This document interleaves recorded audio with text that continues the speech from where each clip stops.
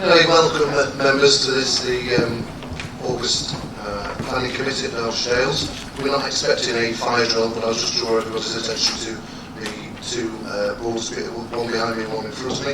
If you do hear the fire alarm, it is for real, so please leave the committee room by the double doors, go out, down the stairs and congregate on the top car park, please. Right, so we'll now get into the agenda properly, and item number 1 is apologies and substitutes. Jackie. Mr. Chair, apologies tonight received from Councillors Archer, Bright, Buckler, Ball and Slack, and attending as substitutes are Councillors Martin Burfoot, Froggatt, Hobson and O'Brien. Thank you, Jackie. Right, item number 2, approval of the minutes of the previous minute. I so move. All those in favour, please show. That's unanimous. Thank you. Right, item 3, interests. Any interest to declare? No? Thank you.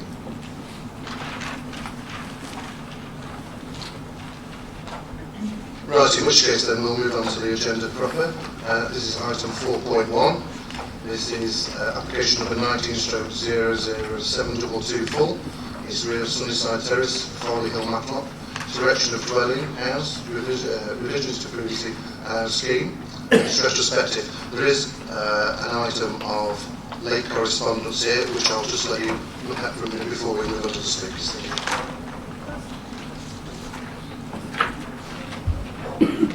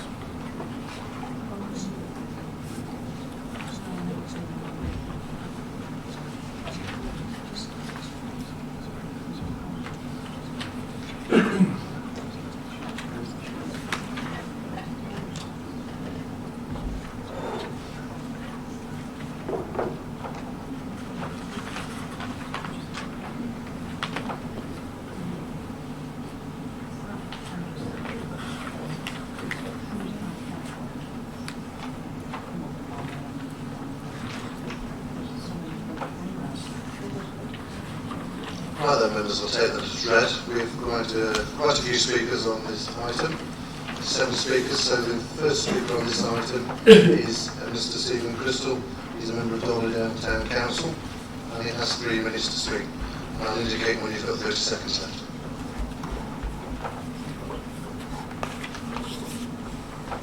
My name is Steve Crystal. I'm the Vice Chair of Derbyshire Town Council. Steve, would you press? That's it. Thank you. My name is Steve Crystal. I'm the Vice Chair of Derbyshire Town Council. Derbyshire Town Council is opposed to the proposed retrospective planning application.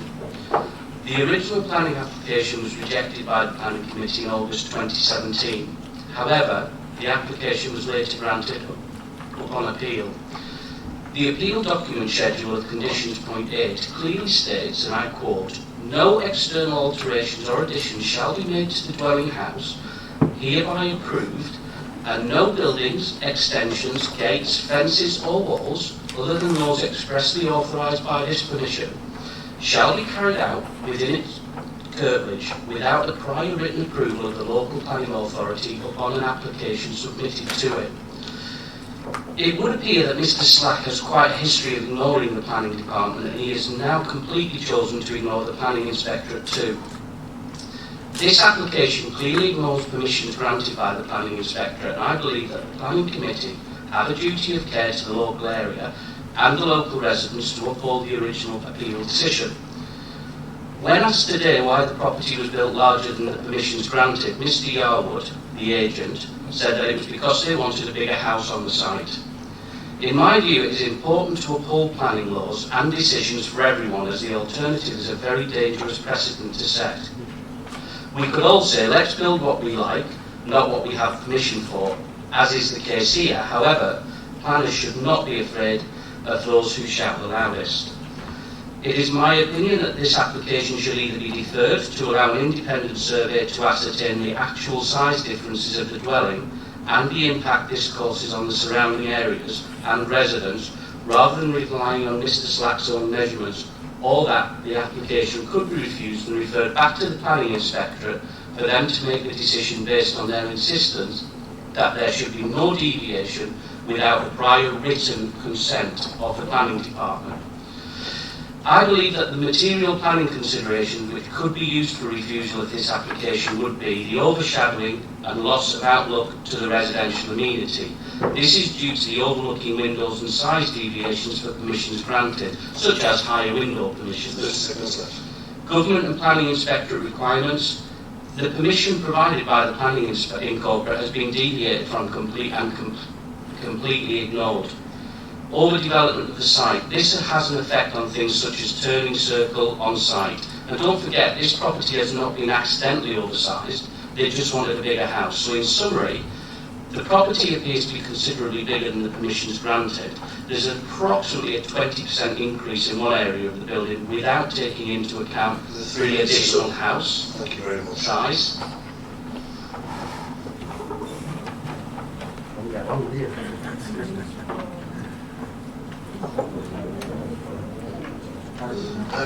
Just as a matter for people sat in the public area, if you do not want to be filmed, then please let the committee clerk watch you know if you don't want to be filmed. Yeah? Because it's being recorded and it's live on YouTube. Okay?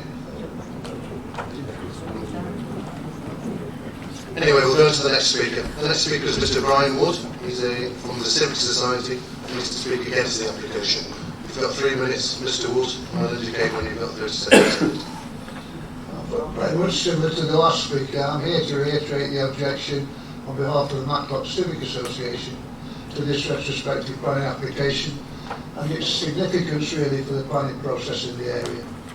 The Civic Association operates to preserve, protect and improve building and development in the community of the Matlock area.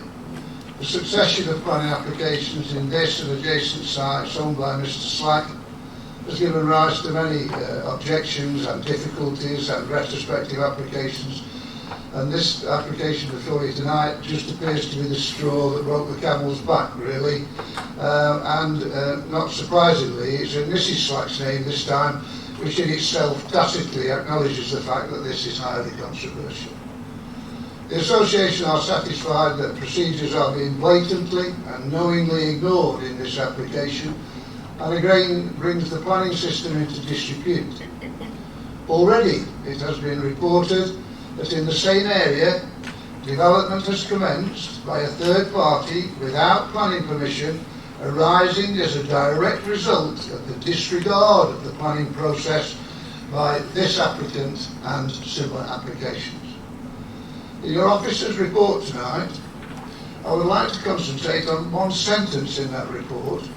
It's the first sentence of the last paragraph of 2.1 on page 10. I'm certain the members will have read it. It says, the building is 0.4 metres wider and a further 1.7 metres in depth and has been increased in height by some 0.2 metres. Now, in anyone's language here, 1.7 metres is bigger than my span. How anybody could interpret that as not being significant beggars belief. Unless the planning authority gets to grip with this flagrant disregard of the planning process, it will become more difficult for you guys and ladies, and expensive, much more expensive, to assert your proper planning control in the future. The developer in this case has not completed the external works and should be made to knock down and rebuild in accordance with the approved planning application to restore faith in the planning system for local residents, particularly the people alongside here from Farley Hill, but to implore, and I implore you to refuse the application. Thank you. The next speaker we have is Mrs. Amanda Heading, and she's a local resident speaking against the application. We have 3 minutes also, and I'll indicate when you have 30 seconds left.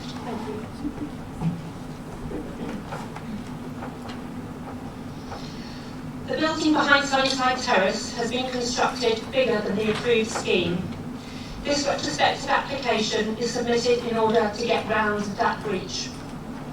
The approved scheme, granted on appeal by the Inspectorate, was conditional to a clause stipulating no alterations without prior approval by the local planning authority.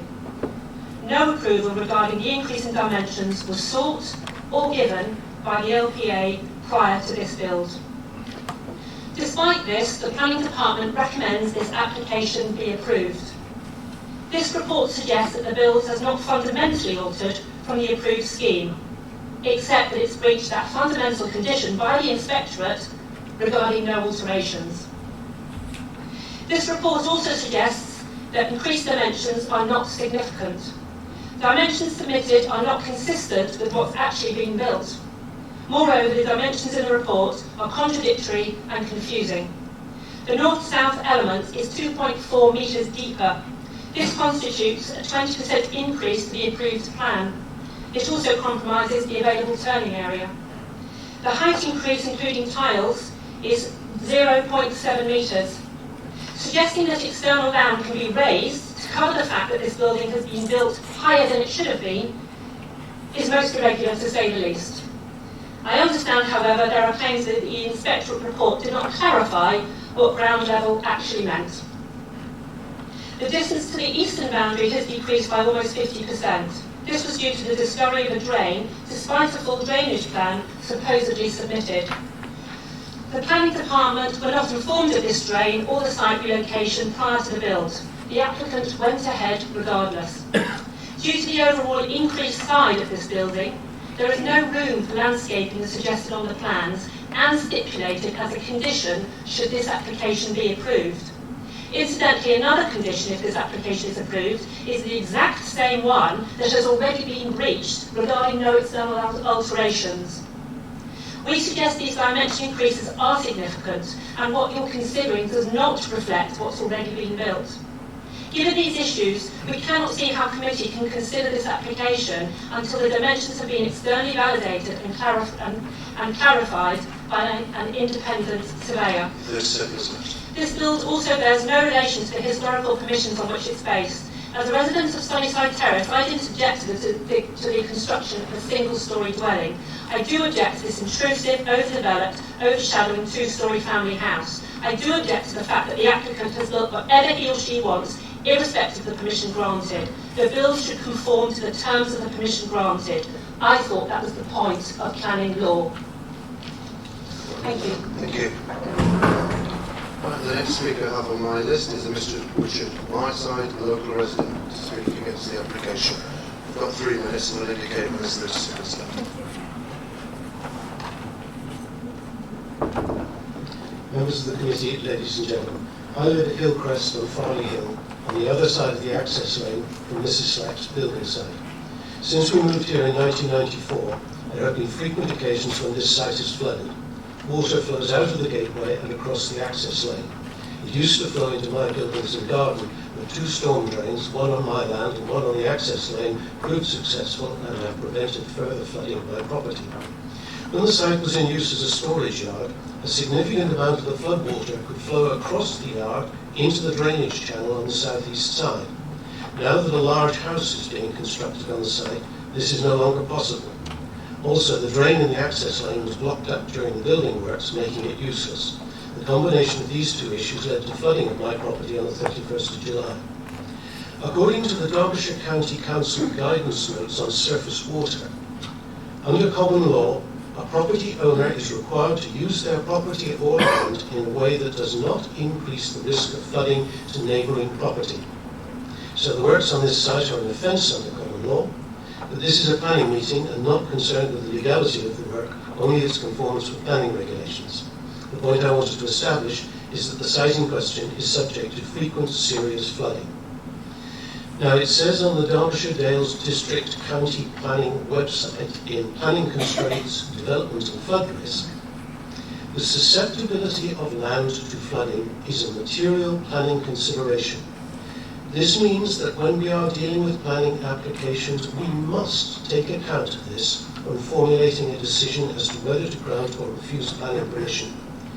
Drainage is covered in section 7.12 of the officer's report, but it does not address the susceptibility of the site to flooding by runoff of surface water from the fields to the northeast. This aspect of the application has clearly not been given due consideration. The report is therefore deficient and the application should not be approved. Finally, according to the adopted Derbyshire Dales Local Plan Policy PD8, Flood Risk Management and Water Quality, for developments in areas with known surface water flooding issues, appropriate mitigation and construction methods will be required. This site is known to have flooding issues, but there are no flood mitigation methods in the application. The application is unsatisfactory in this respect, and I urge you to reject it. Thank you. Thank you very much. The next speaker I have on my list is Mr. Jason Farmer, and as a local resident to speak against the application. 3 minutes, and I'll indicate when you've got 30 seconds left. Thank you very much. I have lived at Moorfield Farley Hill for over 40 years. My ownership extends to the lane that accesses the new build. The applicant is granted a deed of easement that allows him to access his property on the basis of a constant journey with no stopping or loading permitted. We've taken legal advice on the turning circle as proposed in the application and found it to be too small to allow vehicles to turn in the space indicated on the application. It requires 5 metres for each car and a further 2 metres for space to allow movement of the vehicles. This space has been encroached further due to the applicant oversizing the building by a further 2.4 metres on the west side. The lane has a primary access to the new build site. This is between the existing mature hedges. It has always been the primary entrance for the last 40 years. The applicant has now chosen to extend his opening to suit his requirement for the turning circle on his application to 8.85 metres. The turning circle cannot be extended as this would be contrary to his legal ownership rights, as he has no right to remove my fence or to pass over my verge. And should permission be sought by the applicant, this will not be granted by myself. This means that vehicles cannot turn in the circle, contrary to the Council and Highways Department requiring them to do so. They will not be able to carry out the requirements of the officer's report, requiring that all cars travel out of the site in a forward motion onto Farley Hill. It has been referred to as a matter, as a civil issue, but I'm talking to my legal representation, my legal representative, it is definitely something that is written in my law. In fact, it is written on my deeds of ownership. The boundary to the eastern side is unacceptably too close to our stable building and hay store. With the new overhang of the roof, it is now 800 millimetres away from our boundary stroke stable, and this is before fascia boards and gutters are added. If the gap of 1 metre was considered acceptable by the applicant, it is now being encroached into by another 200 metres. I urge the committee to refuse this application on the grounds that the current proposal is simply too big for the site. Thank you very much for your time. Thank you very much. The next speaker I have is Mr. Andrew Heading. He's a local resident to speak against the application in 3 minutes, and I'll indicate when you're 30 seconds left. 35 years ago, I started my working life as a junior reporter on a... Can you turn your microphone on, please? If you press the button, that's it. Okay, sorry. 35 years ago, I started my working life as a junior reporter on a weekly newspaper here in Derbyshire. Part of my job was to go to parish council, town council and district council meetings just like these. Over the years, I listened to literally hundreds of planning issues of all shapes and sizes being discussed. Never in all those years did I hear of such blatant disregard for planning law as been shown by the Slacks, not just on this project, but on every single one of their projects on Farley Hill. As we've heard, the dimensions of what's on the ground at Sunnyside Terrace don't even match up to the retrospective application, never mind the original permissions granted. This pattern of serial, flagrant breaches of planning consent started on the very day the foundations were laid. We informed the planners of this, but there was no contravention notice, no breach of conditions notice, and no enforcement notice. Now we're told the planning department recommend approval. We're told that a legal battle would be too costly, and even a deferral of this decision would set a precedent. Well, exactly what sort of precedent would approving this application actually set? What sort of message would it send to the Derbyshire Dales electorate? We're told that the legal team here at Derbyshire Dales is now up to speed, at full strength. What is the point of having a legal team if you never take legal action? If you don't draw the line here, where exactly will you draw the line? We ask as residents because we see conditions listed on this approval document. But what makes these conditions any more likely to be enforced than the previous ones? Why should we believe that you have the will to enforce these when you have failed us on so many times in the past? As residents, we're asking that you do your job, that you apply planning law and you enforce it fairly for everyone. Thank you very much. Thank you very much. And the last speaker I have on this is Mr. Damien Dugdale, another resident to speak in favour of the application. In 3 minutes, and I'll indicate when you've got 30 seconds left. Thank you. Good evening. Yes, my name is Damien Dugdale. I'm speaking to support the development. I've had a look at the plans, and it's very difficult to see without a tape measure the difference between the size and mass of the building without actually measuring it.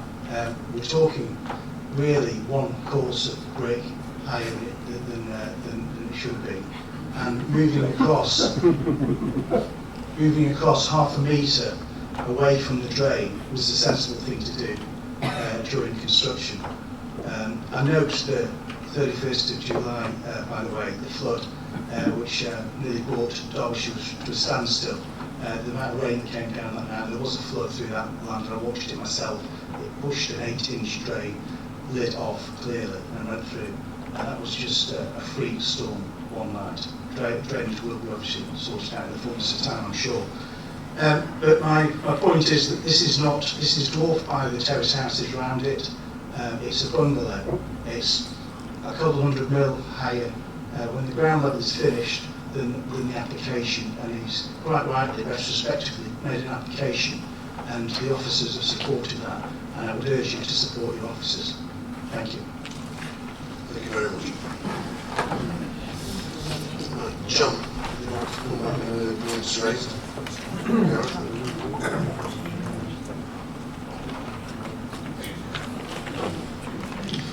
Thank you, Chair. Yeah, just to advise that we're going to visit the site today to look at the building as currently constructed.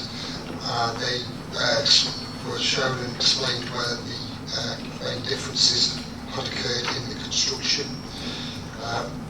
If I can just come back on one or two of the points that have been raised.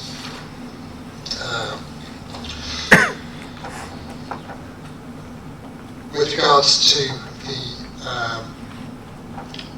the condition, the planning inspector put a condition on there's no alterations made without getting the permission of the local planning authority.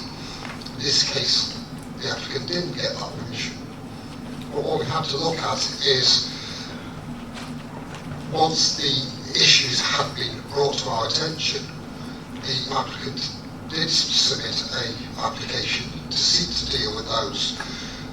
The fact that the planning inspector put it on does not mean that we cannot consider other applications based on their own merits. So just because that has been said doesn't mean that we have to dismiss an application out of hand because there have been changes. In terms of overshadowing and loss of outlook, which was raised, again, the building has increased above its ground level. It has moved further away, but the planning inspector has granted planning permission for this building. Yes, it has increased in its size, but we would argue that it hasn't increased so significantly that it would significantly now overshadow the neighbouring properties, or significantly lead to a significant loss of outlook, given that the scheme has been allowed by a planning inspector.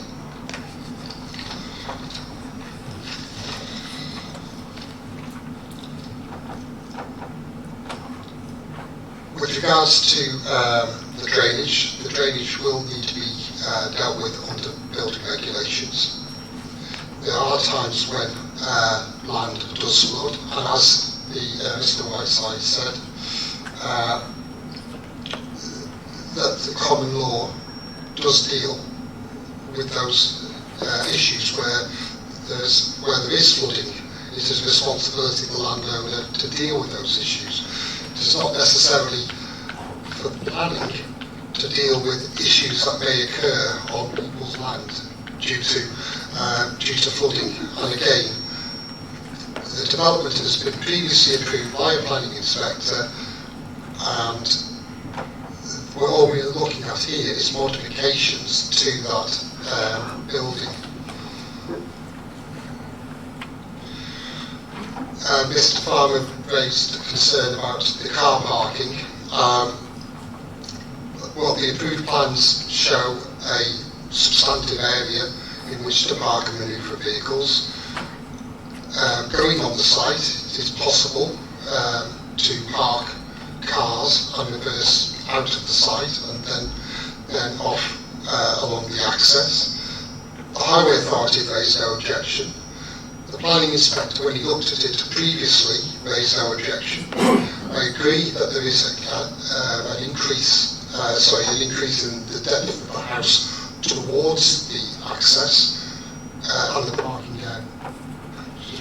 parking area, but that does not appear to harm the ability to park and manoeuvre on the site, and the Highway Authority raised no objection.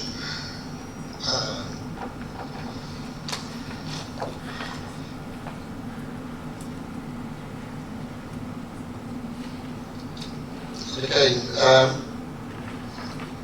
Mr. Heading referred to the breaches starting on the day the foundations were laid. When it was brought to the officer's attention that there was a potential issue, we did go out and measure it. We have to decide whether it is appropriate to serve a course of action. In this case, we have invited a retrospective application, which is done on many instances where there are breaches of planning, and then those applications are assessed. Thank you, Chair.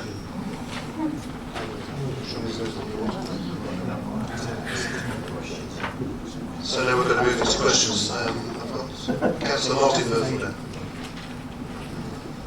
Thank you, Chair. Well, I think, like many of the speakers, this application beggars belief, quite frankly.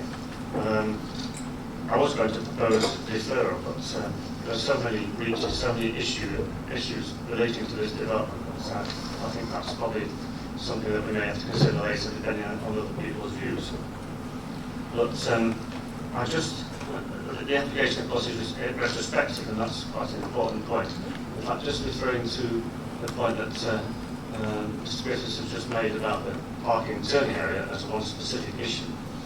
We see on the plans, in fact the plans have changed obviously several times, but the plans are approved by the planning inspector, and then there's the plans that have been submitted now, and of course those differ, and what we saw on site this afternoon is different again, so I don't know if the officers can confirm or deny the allegation in the written response from one of the objectors. But the turning space is now by 8.5 metres, and I understand it needs to be at least 9 metres square to be an adequate turning space for vehicles on a site which is very constricted anyway by other built features and by a boundary fence, which now means that the proposed parking area isn't viable anyway, because there's a fence across half of it, so the access out or egress from it onto the private lane is going to be very constricted and difficult to manoeuvre. So I don't think that's practical. Of course, this is what the bones of this application really is, that it's retrospective. It sets a dangerous precedent. It's been built almost to completion of the main structure, in spite, regrettably, of non-enforcement at the initial foundation stage when it was known that the building was being extended beyond what the planning inspector approved. As well as subsequent warnings to see... Councillor Murphy, can I remind you that we're in question, so please get to your question. All right, well, I'll ask the question about, well, it's often confused at these meetings as to whether you're asking questions or making statements, so you need to be very precise about that. It's not normal. I said we were in questions. Right, well, I can ask the question about the turning space in that case.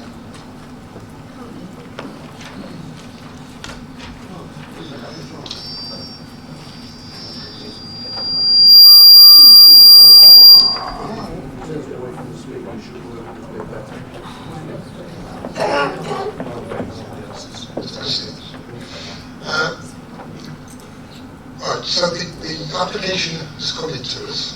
It was presented previously to, when it came in initially,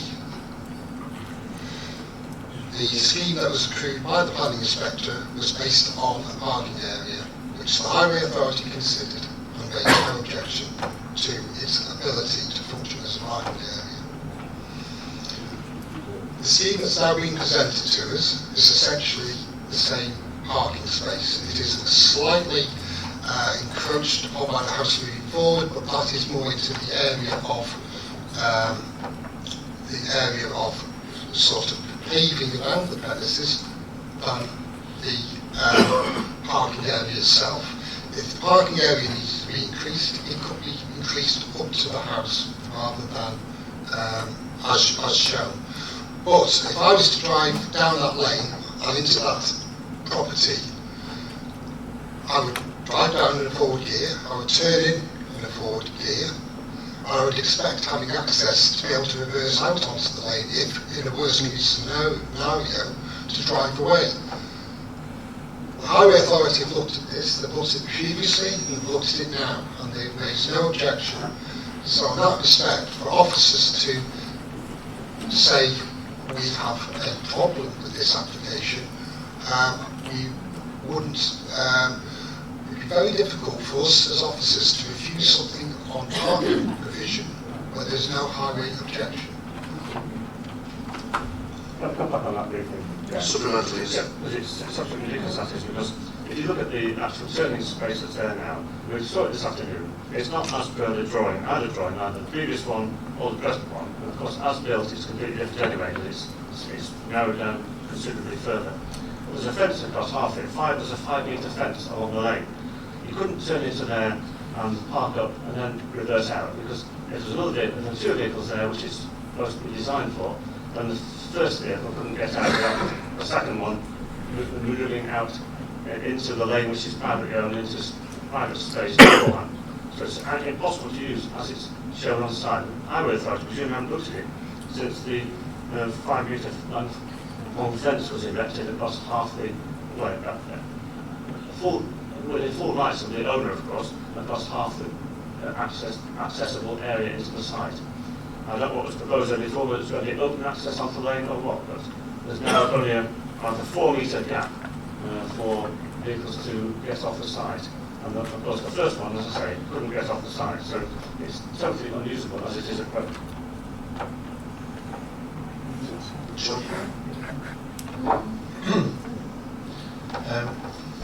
Chair, I think perhaps if I can give members some guidance, I've got a feeling we could spend a lot of time trying to answer questions that might not be answers to that people are fully satisfied with.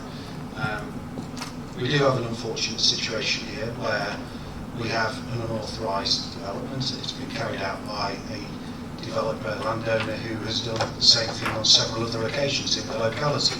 I don't control his actions. We have to deal with the consequences as you do, but we have to do so in a fair and consistent way, having due regard to the planning legislation. The planning legislation isn't punitive for people for doing things and asking questions later, whether people would like that or not. That's not the way it's written. You have to consider the planning merits of a particular scheme as it transpires. Now, the important baseline for all of your consideration here is not what planners did when we considered this application back in 2017.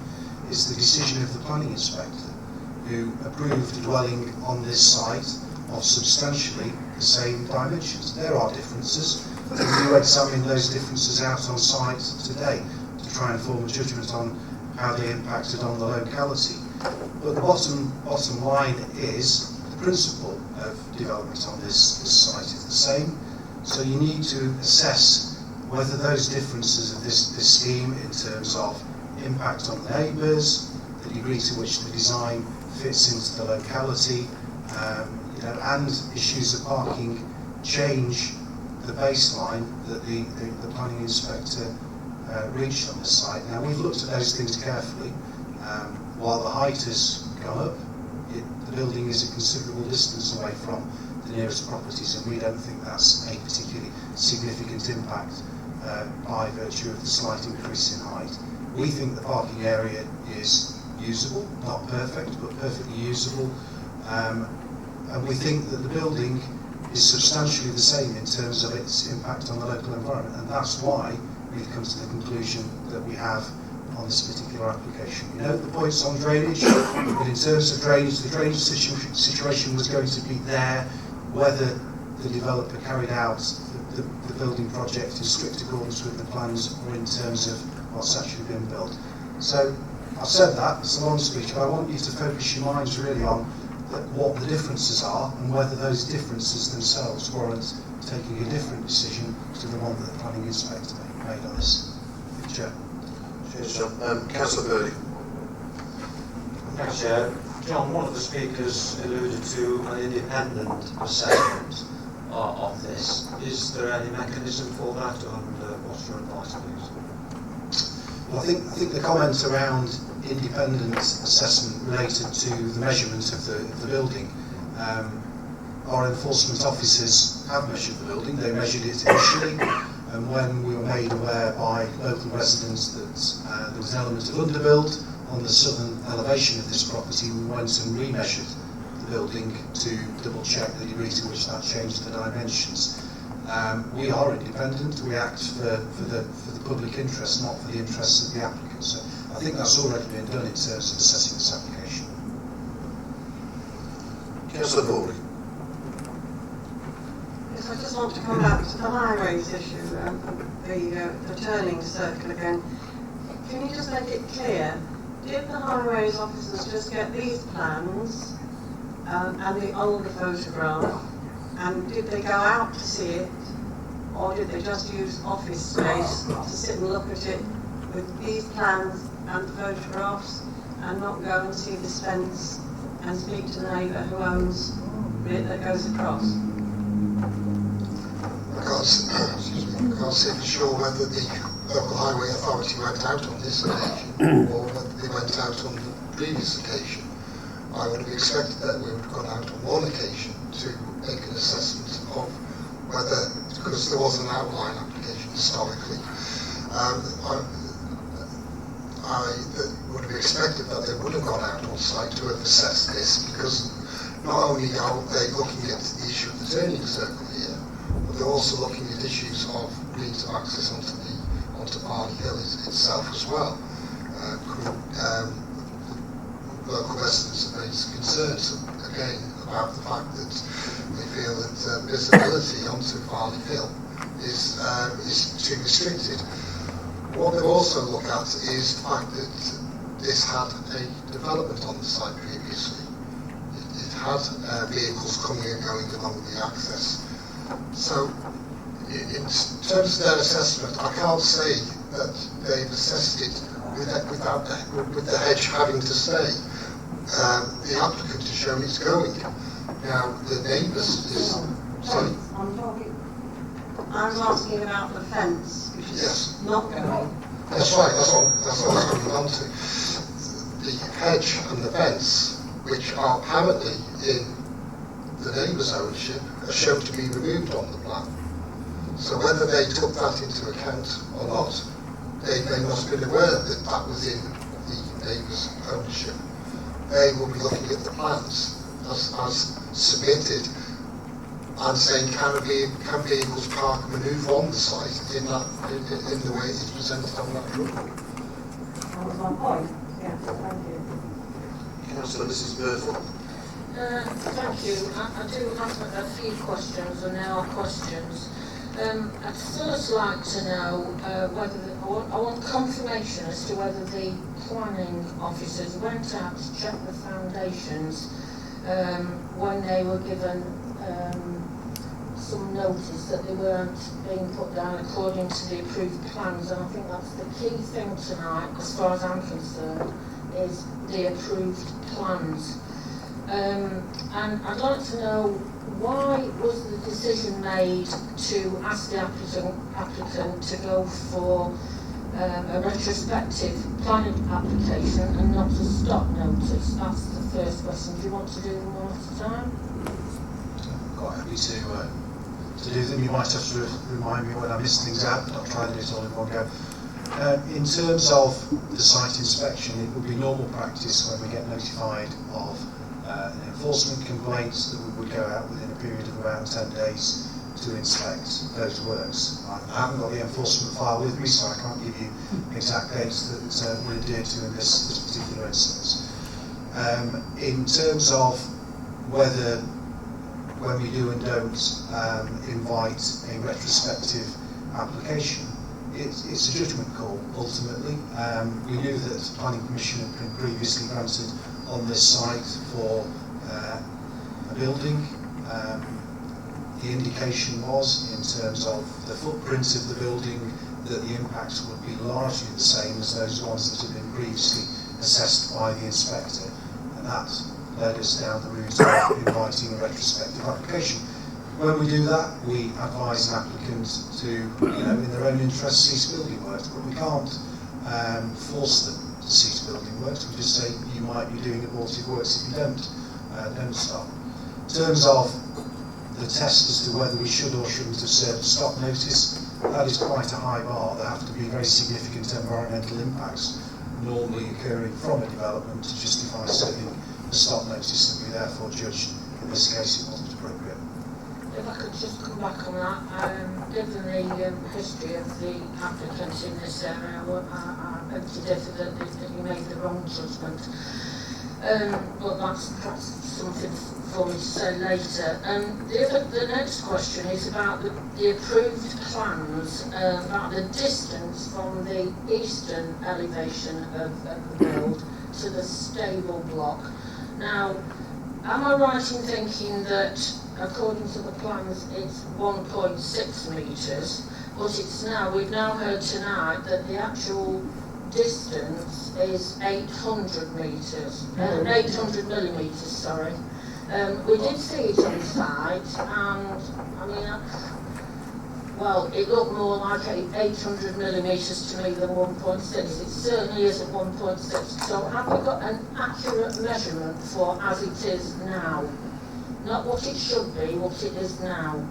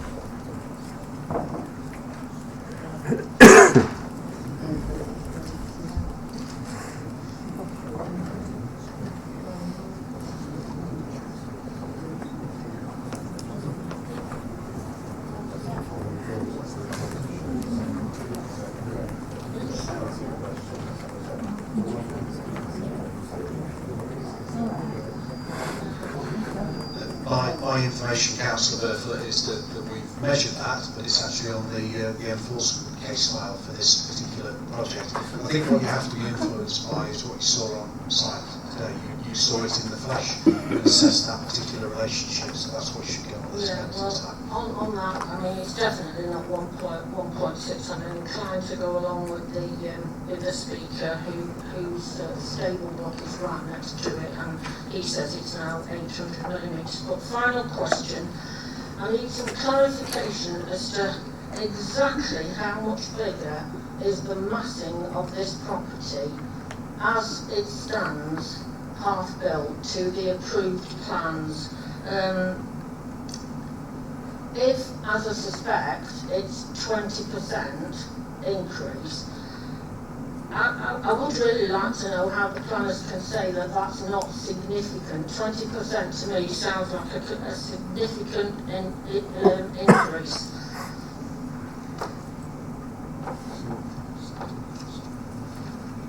Yeah, I think the advice that you were given on site today, and just to update members that weren't on site, was that the western element of this particular proposal that sits alongside the boundaries to Sunnyside Terrace, that was the dimension north to south that increased to roughly 20%.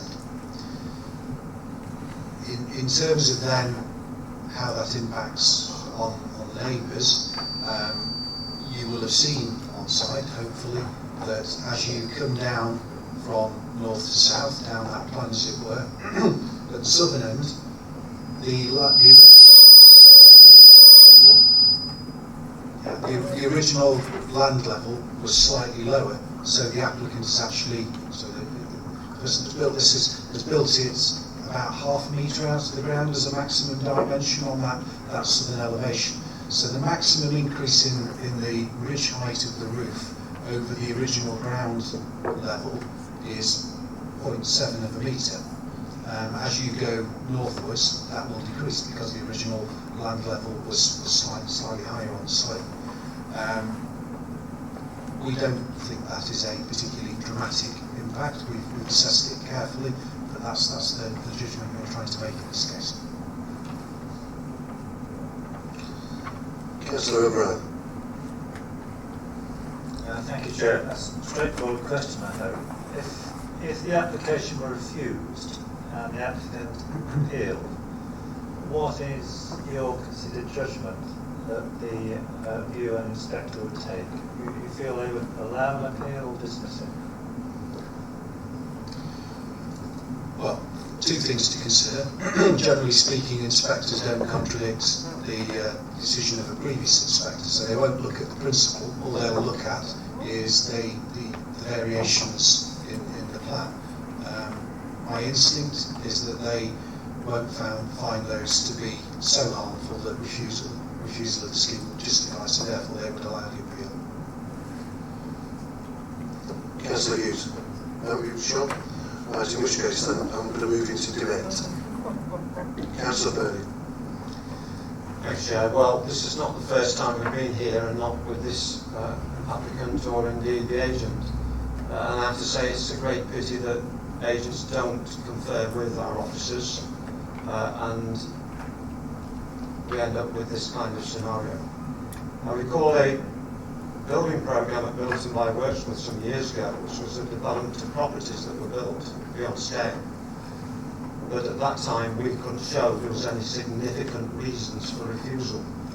And I don't know whether the public can understand that, but the fact is that in planning law, the law is that approval has to be given, unless there are really good grounds for refusal. And I think this is where we're struggling. I'm struggling to find really good grounds for refusal. I don't like the way this has been dealt with. I don't like the way that planning law has been taken advantage of, because that's what's happened. There's some debate whether it's this measurement or that measurement from ground floor, and that's why I asked about the independent assessment. And I think there's a judgment call here as to whether we take the professional advice of our officers, and I do, after many, many years experience on this planning committee. So I'm going to move on to recommendations, Chairman, and I hope that finds a second. Councillor Hobson. Chair, I've listened to what the residents have said. I've also listened to what our officers have said and listened to the questions of the members. We've got to remember the decision of the planning inspector, and it's with that in mind and what John Bradley said that I will second. Thank you, Madam. Councillor Mr. Burfoot. Yes, well, obviously I completely disagree with that. In fact, I just can't understand how Mrs. Hobson can go for the planning inspector. And the planning inspector hasn't seen as-built development on this site. He was only looking at the previous application, in fact not the application before us, let alone the as-built development on the site. So I just ask how significant a departure from approved plans needs to be in order to produce a refusal of planning consent, either part demolition or meaningful mitigation. Otherwise there's only a reward for such serious conservation. I strongly believe that this council shows far too much acquiescence regarding details of developments and seems so often to overlook consistent and diligent enforcement of conditions.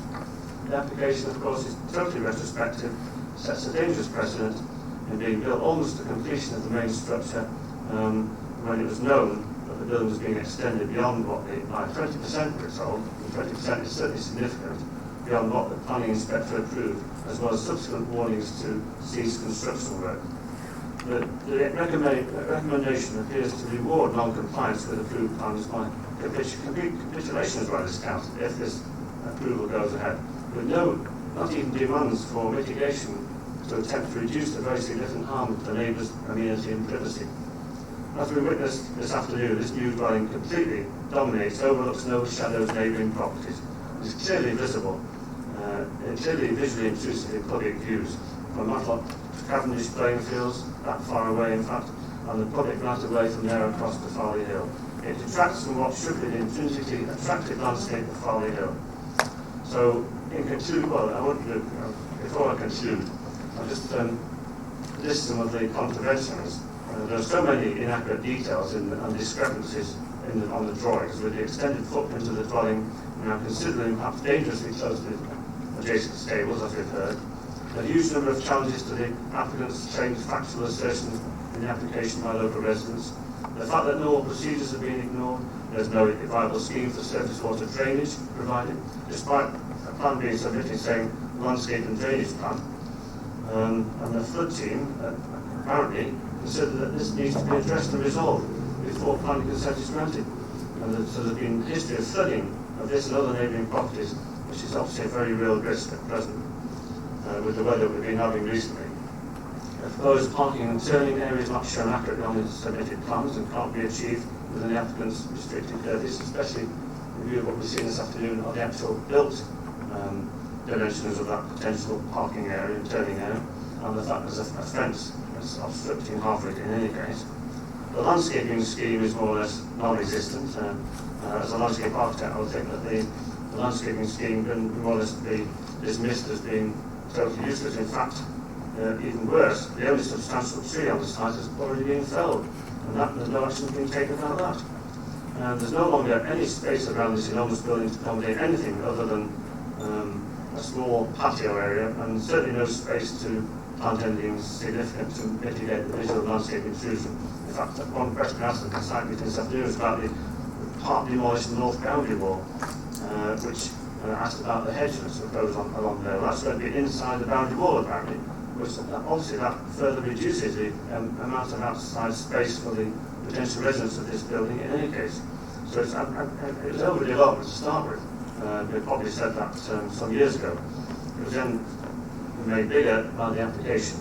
As it's been built, the outside space is reduced still further. So absolutely minute the area of space outside this dwelling. It's a large dwelling with no outside space at all. So if that's not gross overdevelopment, what is?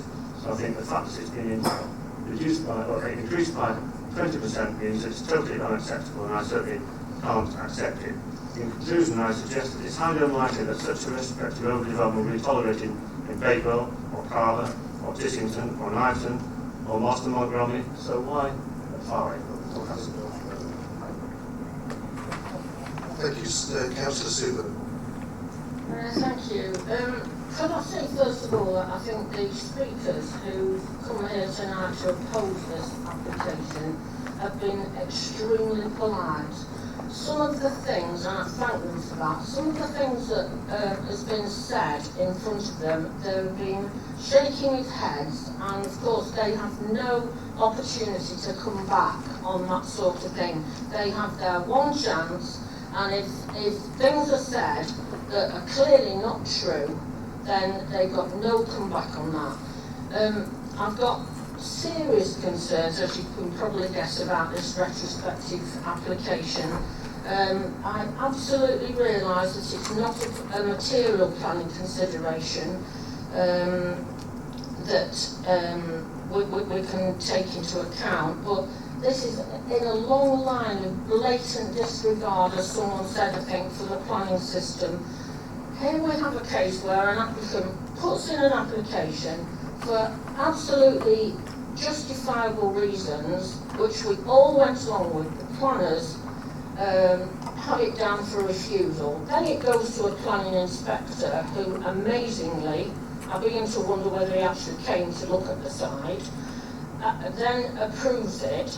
Then we get a retrospective application for 20% bigger, and we're then being asked to approve it.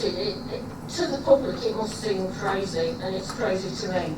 I mean, one of the things, apart from things that have already been said, are the proximity to the stables. Now, I'm on the fire authority for Derby and Derbyshire, and I'm not sure what the fire authority would make of bales of hay, which are highly flammable, being 800 metres from a property, millimetres, I must get that right, from a property. I would have thought that was dangerous on both sides, and I don't know whether anybody has asked the fire authority to make a comment, but I certainly think they ought to have been asked. So I can see, despite what's been said, I can see reasons for refusal of this. If it was overdevelopment before, then it's more overdevelopment this side of a very restricted site. We've already heard and we've seen that the outside space is minute. It still is visually dominant, and more so than it was before. And it's visually intrusive. So for all the reasons that we said when it was put down for refusal, what's changed? It's got worse. So, you know, I don't go along with this idea that, oh well, you know, it probably get through on appeal. Are we a planning committee that are making decisions for the local community, or are we not? And I certainly think that's what we should be here for. Councillor Hughes. Thank you, Jason. I think we should reject this application because the plans I submitted do not conform to the building as we saw and I would draw the attention of the committee to the missing fence and bushes that are again adjacent to the lane, which mean that there is restricted means of turning on site, and as such it means that the county council has not had the right plans to determine whether the cars can actually turn on the site. But in addition to that, I think it should be rejected first because it's a new house. It's not the house that the planning inspector agreed should be built. It's a different house, and as such, we start again. We start again with the fact that it is an overdeveloped site, and it reduces the amenity of the adjacent buildings. This is the reason why the planning application was rejected in the first place, as we were told this afternoon. So there are two major reasons why this has to be rejected. First of all, because the application as submitted does not conform to what has been built, and secondly, because it doesn't conform to what the planning inspector saw, has said should be built.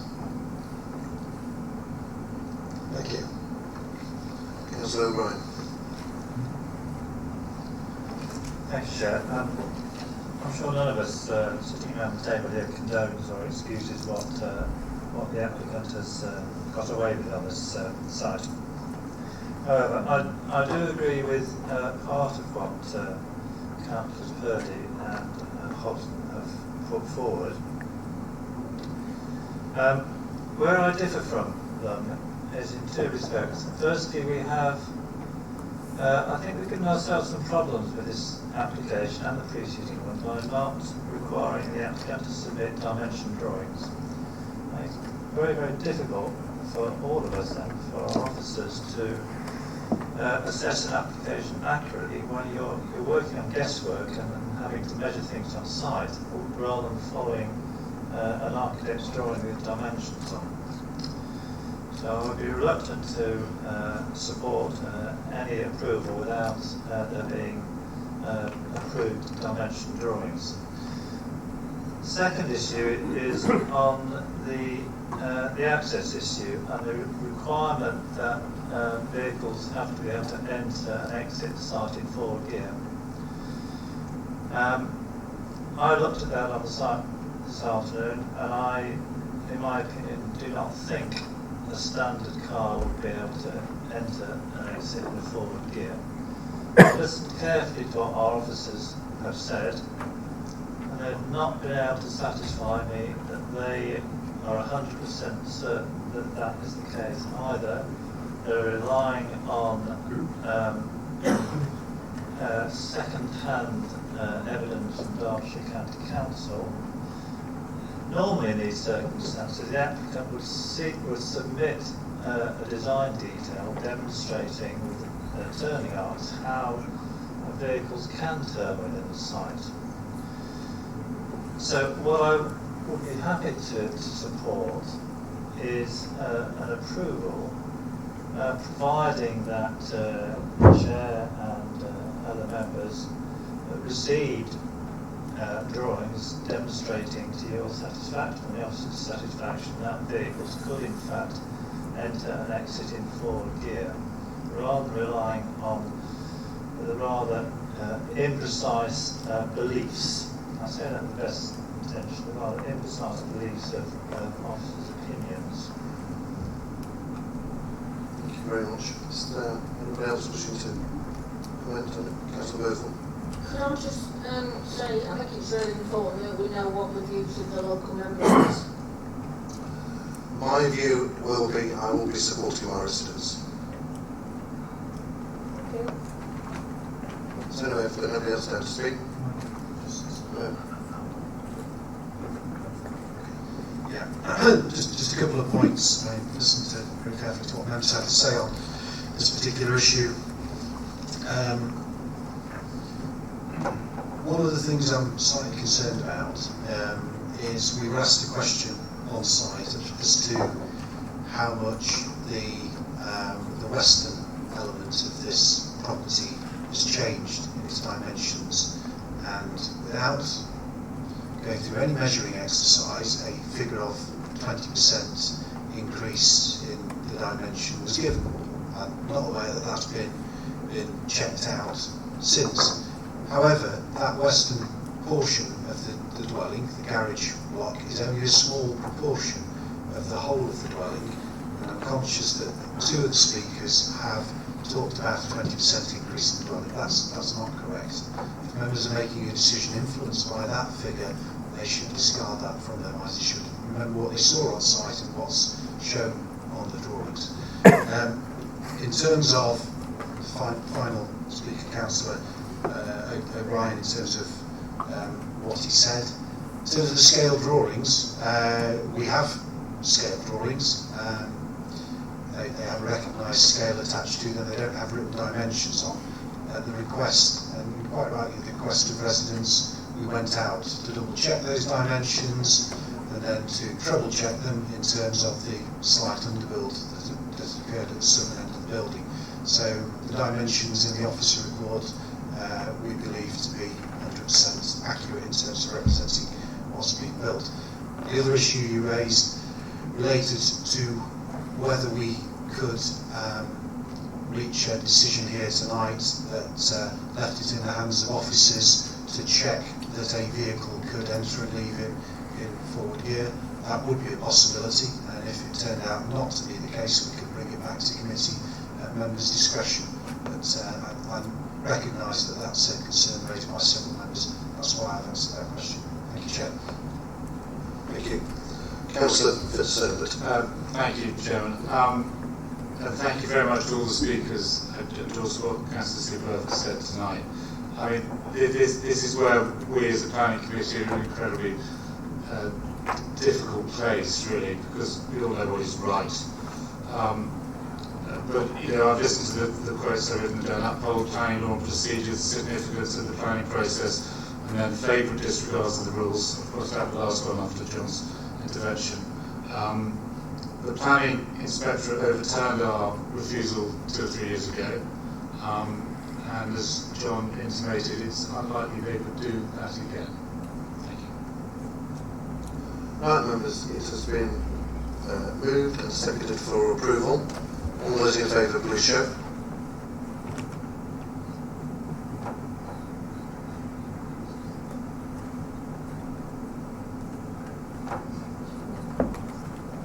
All those against, please show.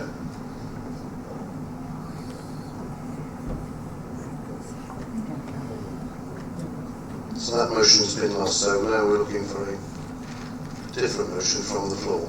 A motion for refusal. And you'd have to have very, very good reasons to move the... So what was the score? What's the score? 5-7. Against approval. I nominate that this should be rejected. The reason I give is overdevelopment of the site and loss of amenity to residents. So I find a second. John, are you agree with those? The loss of amenity comes from the height of the building. The loss of amenity comes from the height of the building.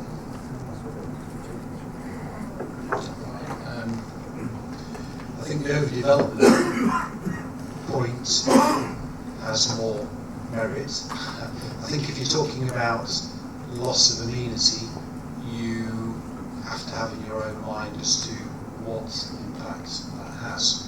Is it causing overshadowing? Is it overbearing by virtue of its proximity and height to the boundary? There's nothing overlooking in terms of the element that's closest to the residents. So it's essentially that. The bit that's different in terms of direct impact on neighbours is that western element, isn't it? Can you be a little bit more specific in terms of which of those criteria we might be talking about? I think it's to do with the height and its the proximity to the back gardens of those developments. I would also, my colleague Councillor O'Brien also noted that the turning circle is a real issue, and the fact that the plans are not accurate in that respect. Well, perhaps deal with that latter point first. I mean, if you've got a doubt in your mind as to whether a vehicle can turn around in the turning circle, there's an easy solution to that. You could defer the item and ask the local authority to reconsider that and measure it on site. So I don't think we should use that as a basis for turning down the scheme. The fact that it's been built not in accordance with the approved plans, again, not a reason to turn it down. You're assessing the scheme as built on the ground.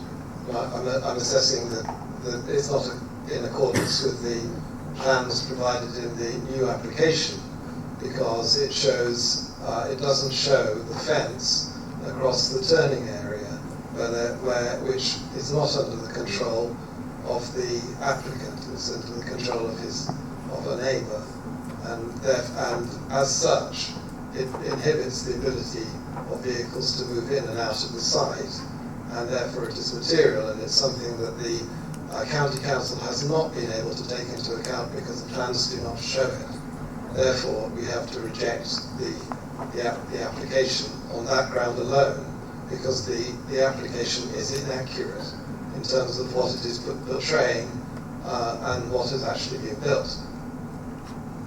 Quite to the contrary, I think is the right answer to that one, because you're considering the plans that are before you. You're not considering what's on the ground at the moment. It's a civil issue as to who controls the right of access to the lane and what those access rights are. If an applicant cannot deliver what's on the plans that they show, they cannot lawfully complete the development. But you cannot use that as a basis to turn down the application. But you feel that they don't have that right of access because it's a civil issue. So essentially, I think what you're coming back to, and I'm sorry to keep frustrating you, because but I think it is important that if you are going to put a motion on the table to refuse this application, you've got grounds that have a chance of being defended. I couldn't defend that civil issue, but so I think you need to focus on the fact that it is an overdevelopment of the site, and that overdevelopment has adverse impacts on neighbouring properties in terms of the overbearing scale of the development close to the common boundary. Something along those lines, perhaps. Okay, John, I'll accept that. Thank you.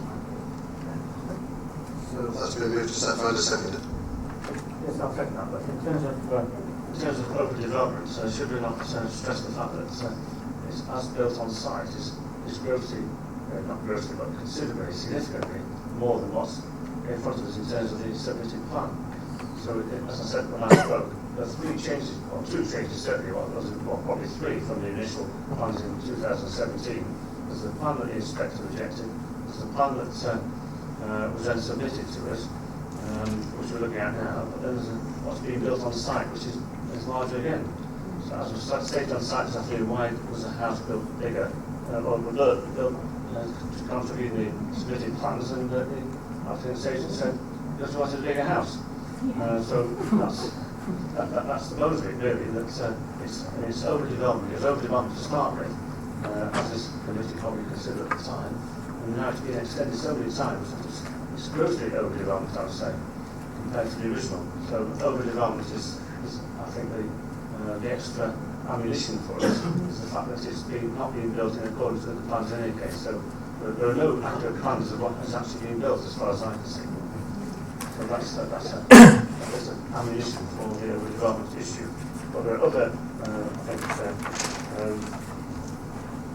reasons for reviews as well.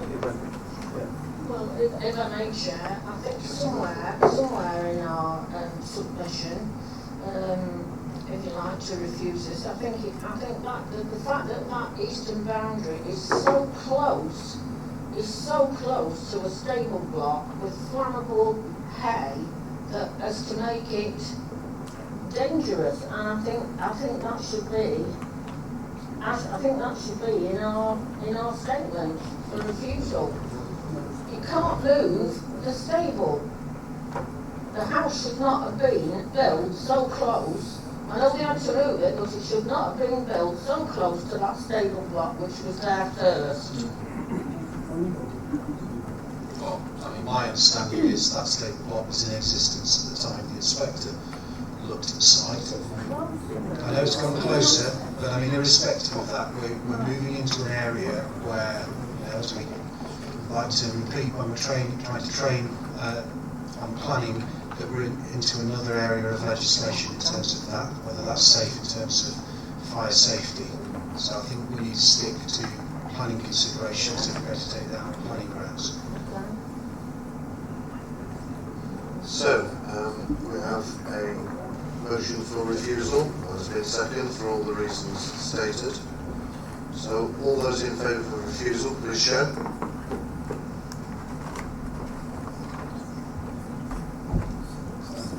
All those against.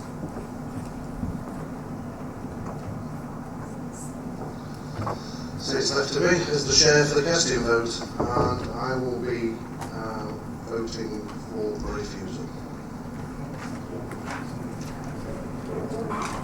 So that application has been refused.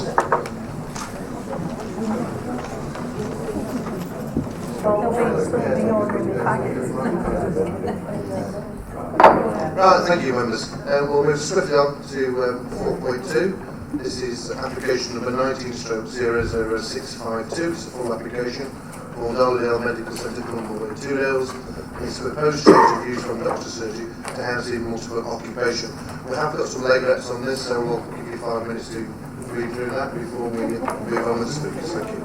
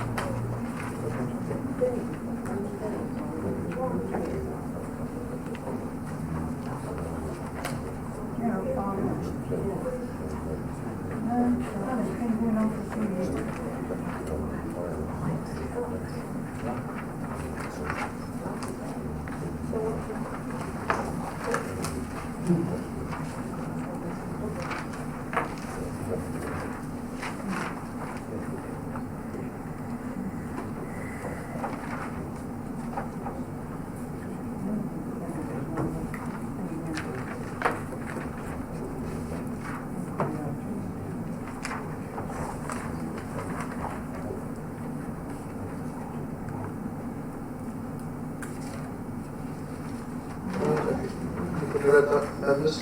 Yeah. In which case then we'll move swiftly on. The first speaker I have on this, again, is Mr. Steve Crystal from Derbyshire Town Council to speak against the application for 3 minutes and 30 seconds on that. Thank you. Darlingdale Town Council is opposed to this contentious application. As a council, we have concerns regarding the change of use to a HMO for the following reasons. We don't believe that this is right. We don't believe this is the right area to position this HMO due to the demographic of the local population. We feel that there's too many occupants and the size of the rooms are inadequate as living accommodation, especially as most individual rooms will not have their own toilet or shower facilities. Whilst we appreciate that the plans meet and possibly exceed the HMO standards, we would like every resident in Darlingdale to have a certain standard of living, including sufficient bathrooms. If nothing else, this may attract more clientele who will remain longer and become full members of the community as opposed to a stream of rotating short-term occupants. This is a significant change of use for the building, meaning that traffic flow and parking will be severely affected in an already busy area, particularly at nights and weekends. We do appreciate that there were traffic issues with the doctor's surgery, but they were daytime hours between 8 am and 6 pm, Monday to Friday, with the site vacant after 6 pm and at weekends. There are no communal areas or smoking facilities allocated for the residents, inevitably meaning that residents will congregate outside to socialise, which makes it possible for excessive noise and disturbance to affect the largely vulnerable and elderly population. Possible reasons for refusal. Policy PD1. Layout and design should create well-designed, socially integrated places. Should be designed to minimise opportunities for antisocial or criminal behaviour and promote safe living environments.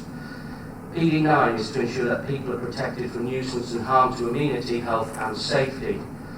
Point 7.8 of the Office's appraisal states that planning policy should aim to promote places which are safe and accessible so that crime and disorder and the fear of crime and disorder do not undermine the quality of life or community cohesion. There should be social interaction and to achieve high quality public space which encourage the active and continual use of public areas. There are no communal areas. In summary, we do not believe the above policies are being met, and as such we ask the Planning Committee to refuse the application. However, if the application is given approval, we would ask that the following conditions be imposed. As per point 7.10 of the Officer's appraisal, the local planning authority should continually monitor the management plan for this HMO, and there should also be a mandatory inclusion of both internal and external communal areas. The lack of communal areas is a recipe for disaster. Thank you very much.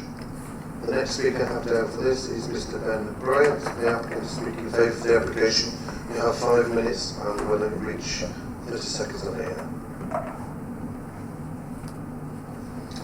Good evening, my name is Ben Bryant, I'm the applicant. I live in Darlydale, probably 3 miles, 5 minutes from the subject building. As a chartered surveyor, I work to the very highest standards. Along with my wife, Helen, our ethical approach has been to build a reputation for providing good quality and properly managed rental accommodation. I've identified the need for entry-level affordable accommodation and have no desire to lower my professional and exemplary standards in pursuit of financial gain. According to the Ministry of Housing, Communities and Local Government and the HMO Guidance for Local Housing Authorities dated December 18, they state that the private rental sector is an important part of our housing market, and houses in multiple occupation form a vital part of the sector. And only last week, the Office for National Statistics released data revealing that 1 in 4 20 to 34-year-olds, some 3.4 million, are living with their parents. My proposal is to provide safe, secure and independent living for one all-inclusive rent that includes all the bills, including council tax. I do fully respect and empathise with residents. However, working with the planning department, I have addressed all their concerns. Further, highways and environmental health have stated they have no objections. Further still, I submitted a very detailed statement of operational policy, which I offered to stand as a planning condition. I would describe our proposed tenants as a young member of your family, maybe a child or a grandchild, cousin, nephew, or friend. They may have lived away for a short period of time, perhaps university, but returned to take up a local job. They may have done or been on an apprenticeship programme, maybe work at district or county council or work in the care home sector. They may have moved into the area to take up a job at Chatsworth or Haddon Estate or Tissington, at the Peak Park Authority or Whitworth Hospital, or a junior at one of the very many vet practices, medical centres or dentists. They may have worked as a trainee in one of the many professions, accountancy, solicitor, engineer, designer or architect. One should not underestimate the number of blue-collar, semi-professional and young professional people that cannot find local accommodation and are forced to travel. Each existing tenant will rely upon me as landlord to make the right tenant selections to live alongside them. They will all have one thing in common. They will be working, respectable young men and women who would like their own independence. As a socially responsible landlord, 4 of the 10 rooms are to be compliant for people with mobility difficulties, maybe dependent on crutches, walking sticks, or even a wheelchair, while living in an ordinary house is immensely difficult.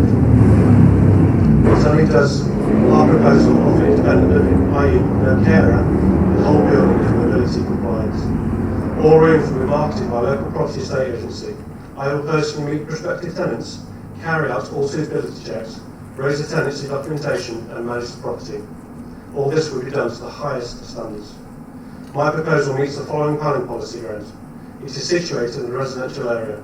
There is a need for affordable accommodation, recently identified in the government's inquiry that concluded there is a chronic shortage of affordable accommodation.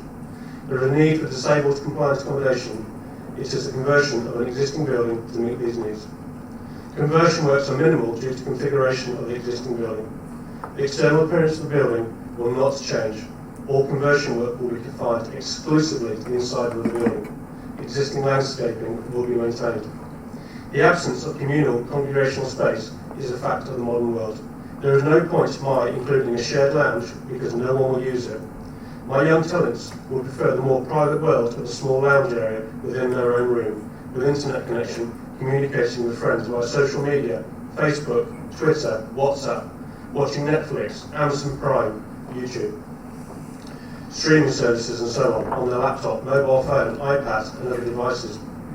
HMO regulations clearly state that a single room must be no smaller than 6.51 square metre and a double room must be no smaller than 10.2 square metres.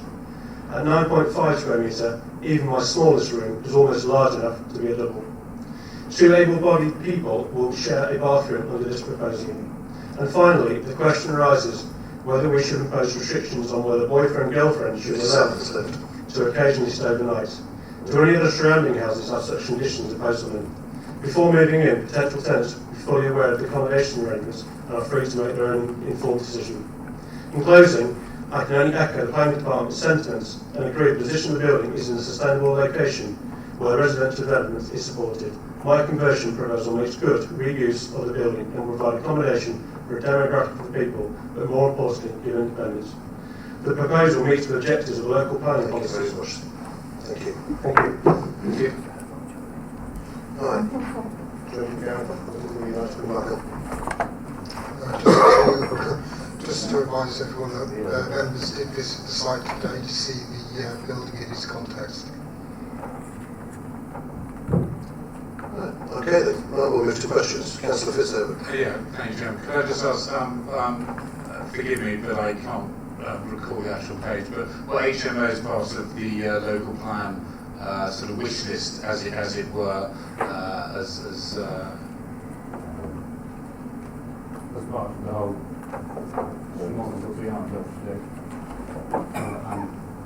I don't recall them being specifically identified as such, but they are a form of relatively low cost affordable housing. Right, okay. Thank you. Councillor Sue Berthel. Thank you, Chair. I've got a few questions. Can I ask, I'm not very clear how many people are actually going to be sharing 3 toilets and 3 showers. That's the first question. The second question would be, could any of the rooms be permanently occupied by a couple, and is that a condition that we've put in? Is smoking allowed in rooms, and if not, where is it allowed? Presumably outside. Am I to understand that the duty manager will not be there 24 hours a day? And I'd quite like to know how much, I'd like to know how much these would be, what the rent would be for one of these flats. And I'd also like to know what's the size in dimensions of the smallest room. I should have looked at the plans for that, but I'm sorry I didn't.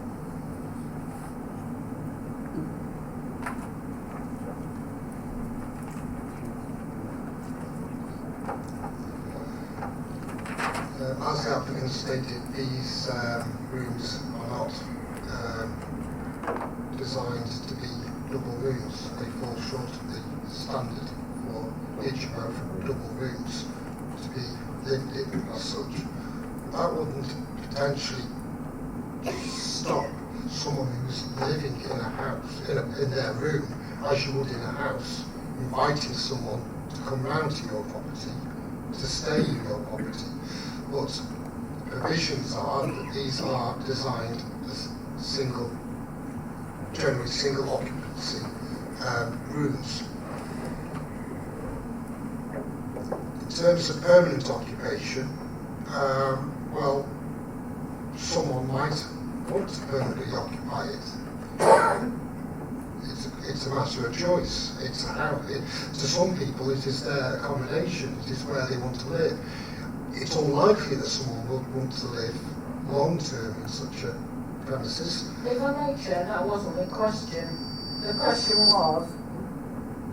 was, would a couple be able to permanently reside in one of these flats? I think the answer to that is no, because they are designed for single occupancy. A couple may stay there, but it's my understanding that in terms of the contract, that it is a single occupancy room, so therefore it shouldn't be marketed as a room for two people.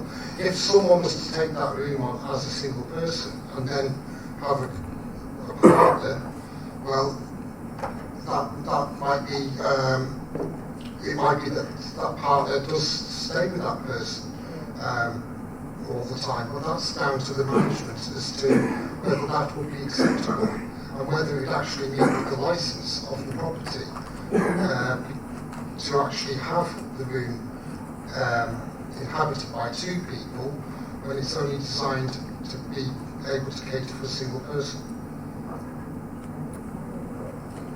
In terms of smoking,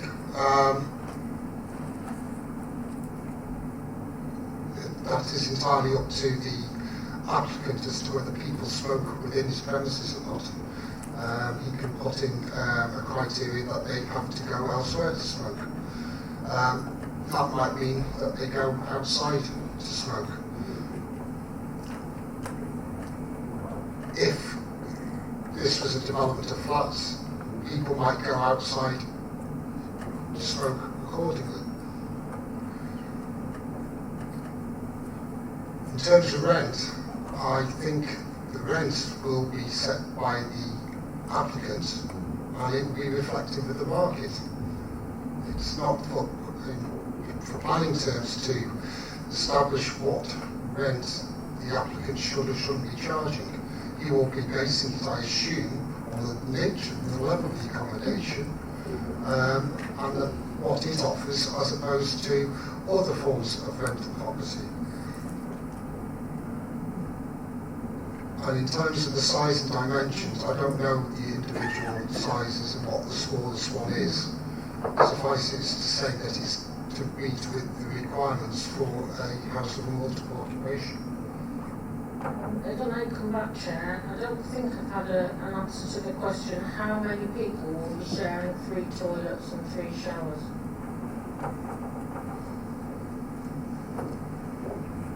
The accommodation has 2 ambulance rooms with their own facilities and 2 with further ambulance, we're sharing an ambulance facility.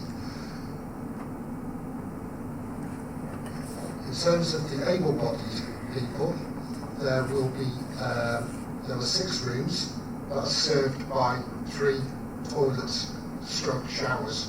So therefore, it works out on the basis that there will be 2 people for each of those showers and toilet facilities.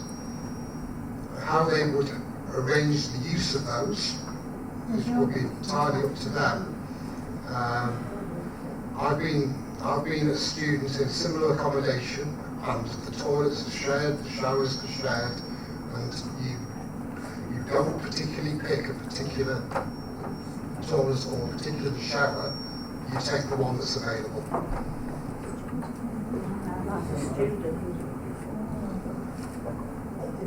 Thank you very much. Councillor Martin Burton. Thank you, Chair. It's one of the excellent presentations from Councillor Crystal of the Dolydale Town Council. Can I ask who would actually monitor the layout of the site, the use of it, and the behaviour of tenants? As I say, the complaints from neighbours in the longer term. Because obviously, in terms of planning, obviously enforcement will take place, but is it the planning department's task to actually monitor that the use of that site indefinitely? There's 2 mechanisms. First of all, Mr. Wright has provided us with a management plan as to how he will operate the premises. Obviously, if there are any breach is brought to our attention, that the management plan isn't being followed, then we will have to discuss that with environmental health, who will also license such premises. We would have to establish whether these were one-off issues or whether they were going to lead to some particular problems or difficulties. We would expect, because the premises are licensed and because they have the condition, that the applicant will operate the premises accordingly. If at a future point in time he sells those premises off, we would expect whoever took over the premises to operate it still in accordance with that licence and still in accordance with the management, unless they seek to vary it. Now, to vary that, they would have to come to the authority and put a case as to what they want to vary and in what manner. Then we will make an assessment under the variation condition. Councillor Birdie.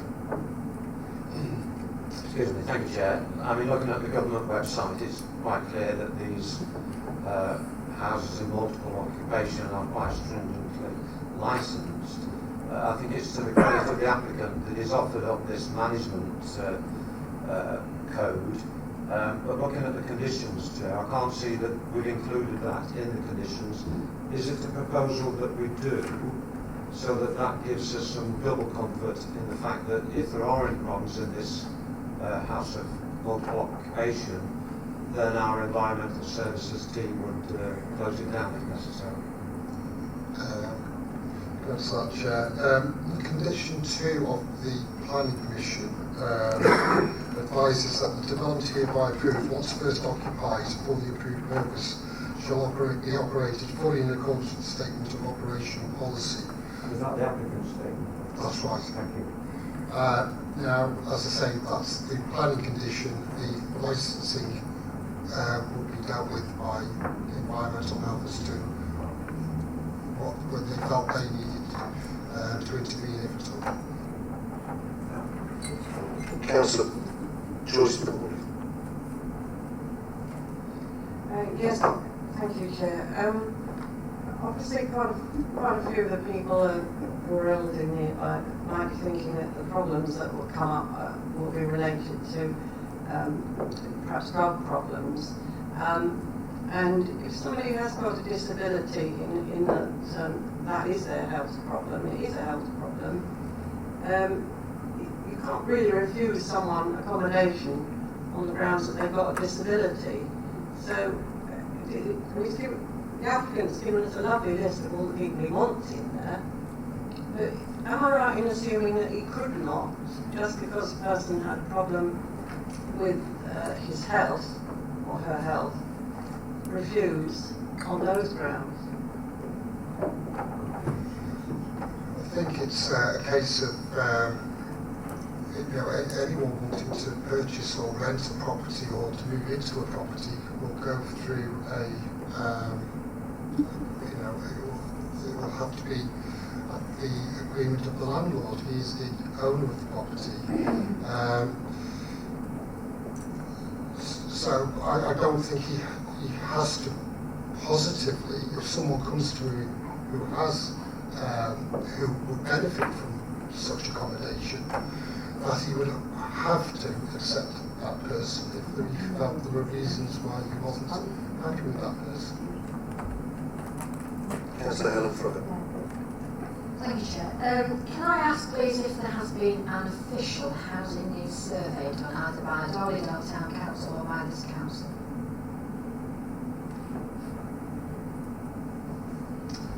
There's a housing needs survey undertaken that underpins the housing policies in the local plan. But I don't think there's a specific survey being done focusing just on the requirements for houses in multiple occupation. Councillor Richard for survey. Thank you, John. I'd just like to ask if in the previous discussions with the applicant, there hadn't been talk about a communal outside area for smoking or whatnot, screened off or whatever, in the area that we saw on the site visit.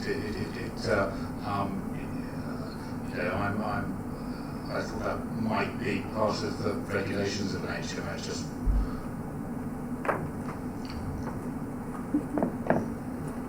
yeah, we discussed that on site. Now, I mean, it is possible that we could put a condition on that advise that a communal area for smoking is provided on the site.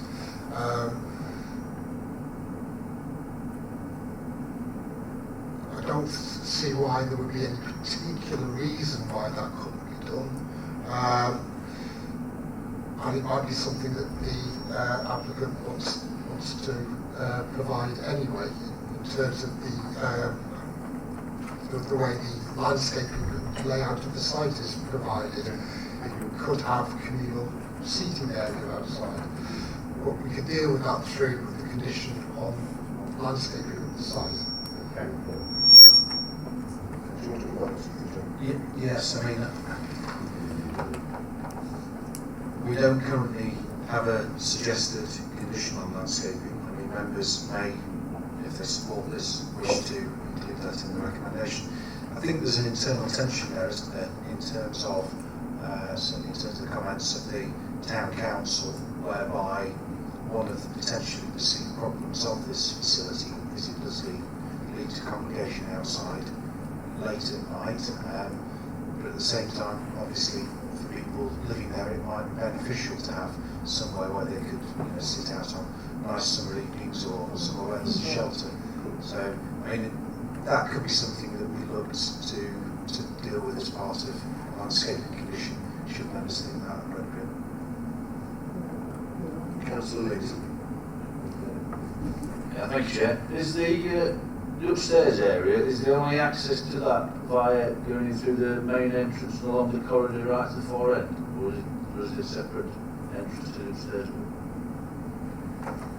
My understanding is where you see the staircase on the plan is how the means by which you get access to that first floor. Okay, members. So, no more questions. We'll now move into debate. Councillor Purdy. Thank you, Chair. I do understand the concerns that's been expressed, but again we come back to the fundamental raison d'etre of planning law, and that is that we find really good grounds for refusal, and in this case we do not. I think it's commendable, as I said earlier, of the applicant to put forward this management plan, and he does seem honest and intent on making sure that his house is kept in order. And I think it's one of those situations whereby, with the backing of our environmental officers as well, and with the government guidance on such stringent conditions as this, that as I see this as an opportunity to provide people with accommodation who haven't got accommodation. And is it right for us to refuse those people that want accommodation to have accommodation? I can't bring myself to do that. I think that I'm lucky I've got a house. There are young people out there that need a foot on the ladder.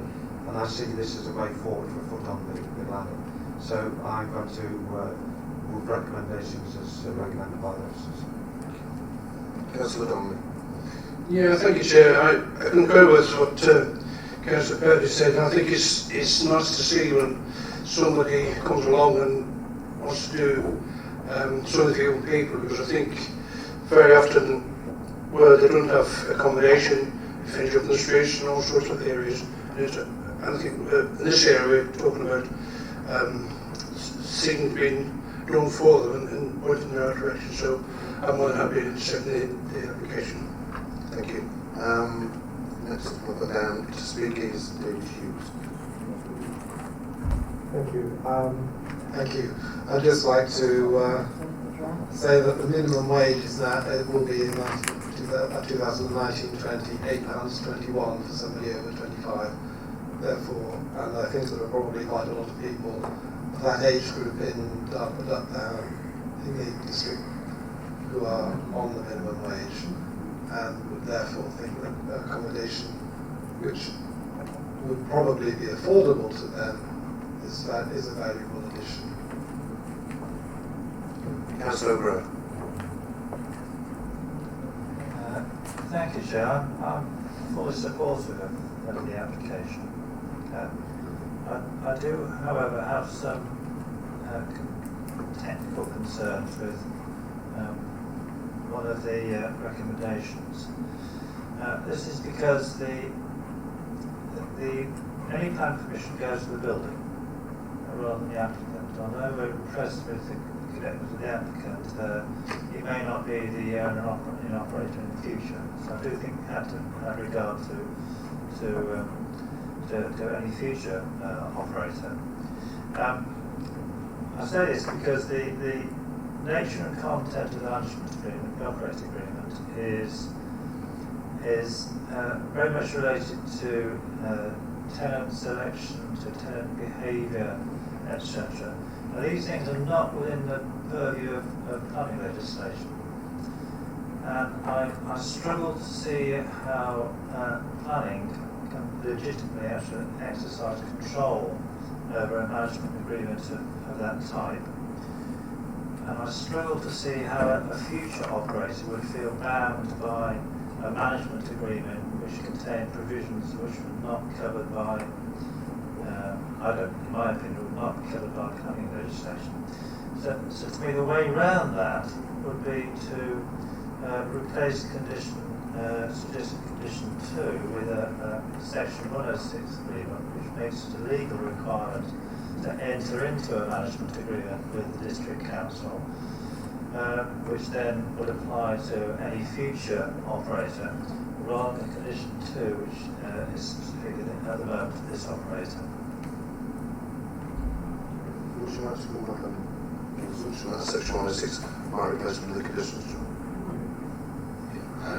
This is something that I discussed with the councillor's solicitor, Kerry France, when we came back from site today. She concurred with my view as a planning officer that a condition would be workable in this instance. It was a preferable solution than a legal agreement. The benefit of a condition is if another operator does come along in the future and wants to operate this in a different way, varying a planning condition is a lot less cumbersome way of doing that than applying to have a section 106 varied. So you both have control and flexibility with the planning condition, and the planning legislation suggests that you go for a condition ahead of the 106 unless it's needed that you want the 106. Councillor Murphy. Thank you, Chair. I've got a feeling I might be a lone voice tonight.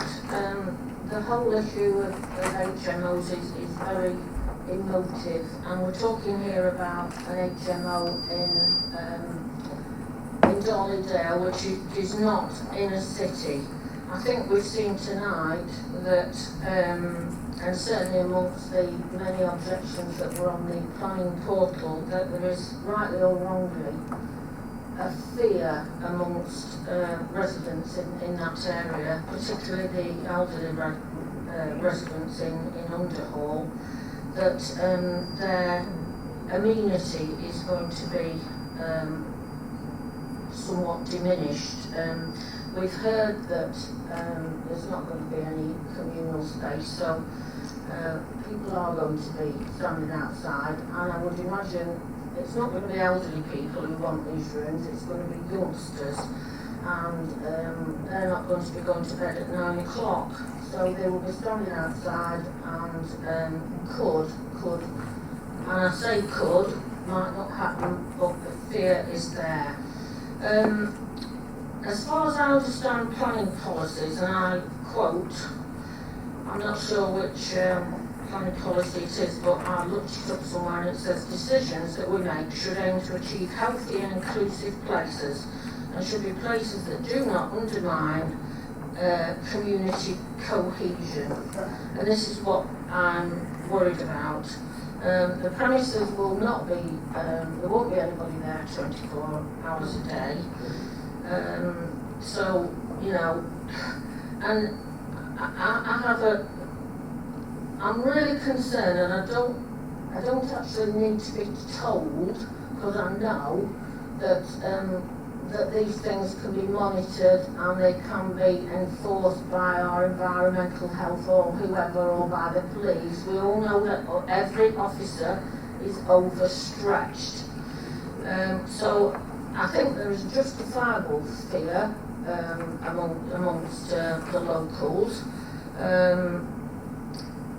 I can't go along with Councillor Purdy when he says that it's a step on the housing ladder. This is no way a step on the housing ladder.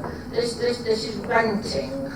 And also, when we talk about healthy communities, that leads me to think, and I realise again, I don't need to be told what the rules are about HMOs, but to me, you know, if the applicant thinks he's going to get young professionals, I think it's grossly mistaken. Young professionals will not want to share toilets. The other thing I wanted to mention was that, I've written it down somewhere, where somebody said that there's a potential, as I see it, for 3 disabled people to share one wet room with one toilet. That to me is against human rights. I think everybody in this day and age, in 2019, should have a decent home. And I'm not saying that these rooms will not be well decorated, have decent beds, but they're small and they haven't got en suite. And this suggestion that student accommodation, I've been in student accommodation and I had to share a toilet, but that was in 1969. We're in 2019. And I would imagine that all university accommodation now is built en suite, so why shouldn't these have en suite? Is that because it's going to cost too much? Just a final thought again, as I said in the previous application, we're here as elected members to look after our communities, and I want to look after the community that is already resident in that area. So I won't be supporting it. Councillor Hudson. Chair, excuse me. I'm afraid I can't take, it's like we're sat in a quasi-judiciary. I cannot take any comment from the floor. Sorry. I can't I'm sorry. I can't give her this to read out. No, I'm sorry. No. It's about you and Chair, No, I'm sorry.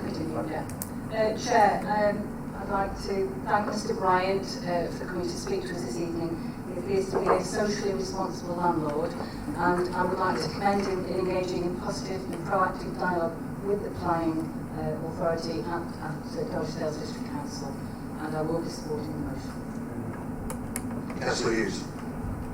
Thank you, Chair. I'd just like to report on my own personal experience of young people in Derbyshire Dales who often come and sit on the bench outside our house. We live on a just off a terrace, halfway up outside steps, and we find them to be polite, entertaining, pleasant, even when they're there at 10 o'clock at night. They may chuckle to themselves, laugh a bit, but they are in no way intimidating, and their behaviour is exemplary. Councillor Martin Burton. Yes, thank you, Chair. I quandary about this application. I obviously applaud the laudable objectives proposed by the applicant tonight and in the documents as well in the application. But I do share the view we made it earlier about the fact that planning consent, if it's granted, goes with the premises and not with the applicant, and therefore if the applicant sells onto another manager or another proprietor for these premises, then obviously you're subject to the management skills of that particular individual. Therefore you can't guarantee that this particular use of this particular building is going to pertain in the future, as is proposed now in this application. And therefore I haven't quite decided which way to vote yet, but I do have severe doubts particularly about the external space and how it's going to be used by people smoking or possibly drinking or whatever without any particular accommodation. So I would urge that Councillor Fitzherbert's proposal for some sort of adaptation of the outside space, landscaping scheme to accommodate seating and so on, and suitable space for not congregating exactly, but for small groups of the residents to meet perhaps on occasions, and for smoking, of course, should be provided as a condition. Thank you. Councillor Fitzgerald. Thank you very much. I mean, I appreciate all the points that the residents have made in their submissions and everything, but surely it's in the interest of the applicant, it's the interest of the occupiers, and it's the interest of the whole community that this thing works. I mean, we've got environmental health, you know, please, if it's really necessary, good environmental health applicant to make sure that it works, because I'm sure the local residents will get at the applicant if it doesn't work, or it isn't working, and it needs tweaking along the way. And as I say, it's in everybody's interest that this works in a forward-thinking district like Derbyshire Dales. Thank you. Councillor Paul. Yes, perhaps you could address some of the worries that the people who live around now have got. Could you tell me, in the management plan that's been put forward, is there any way that they could easily contact the person who's managing the building if it was, say, midnight and something kicked off? Is there any way, could they have a button on the outside of the building which they could press, which would go straight through to them and alert them, so that somebody could come along immediately rather than them having to go through the business of trying to get through to the police, because at the moment that's almost impossible.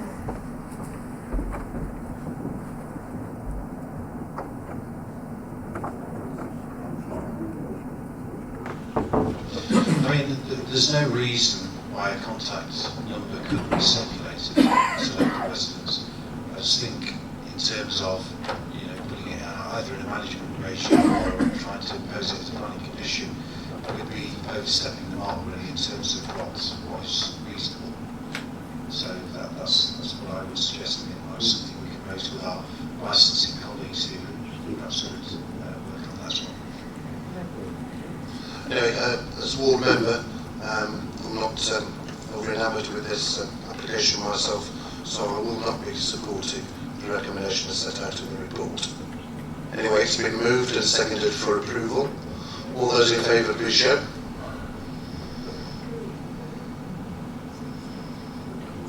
All those against? So that's been carried. Approved.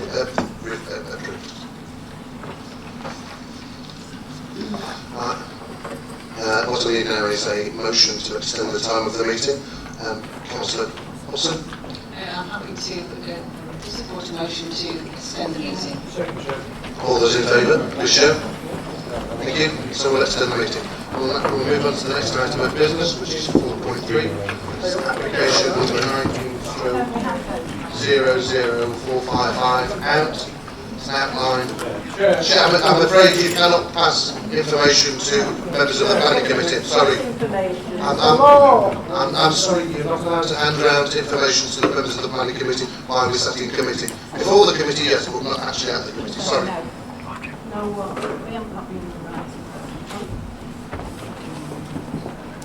Anyway, we'll continue with the meeting. 4.3, application number 19/00455. And now, outline planning application for a residential development of 12 dwellings with approval being sought for access off the land of Millers Green, Worksworth. We have one speaker on this, Jonathan Jenkins, but we have got a little bit of lay representation. So if you want to have a look at the lay reps first, then we'll move on.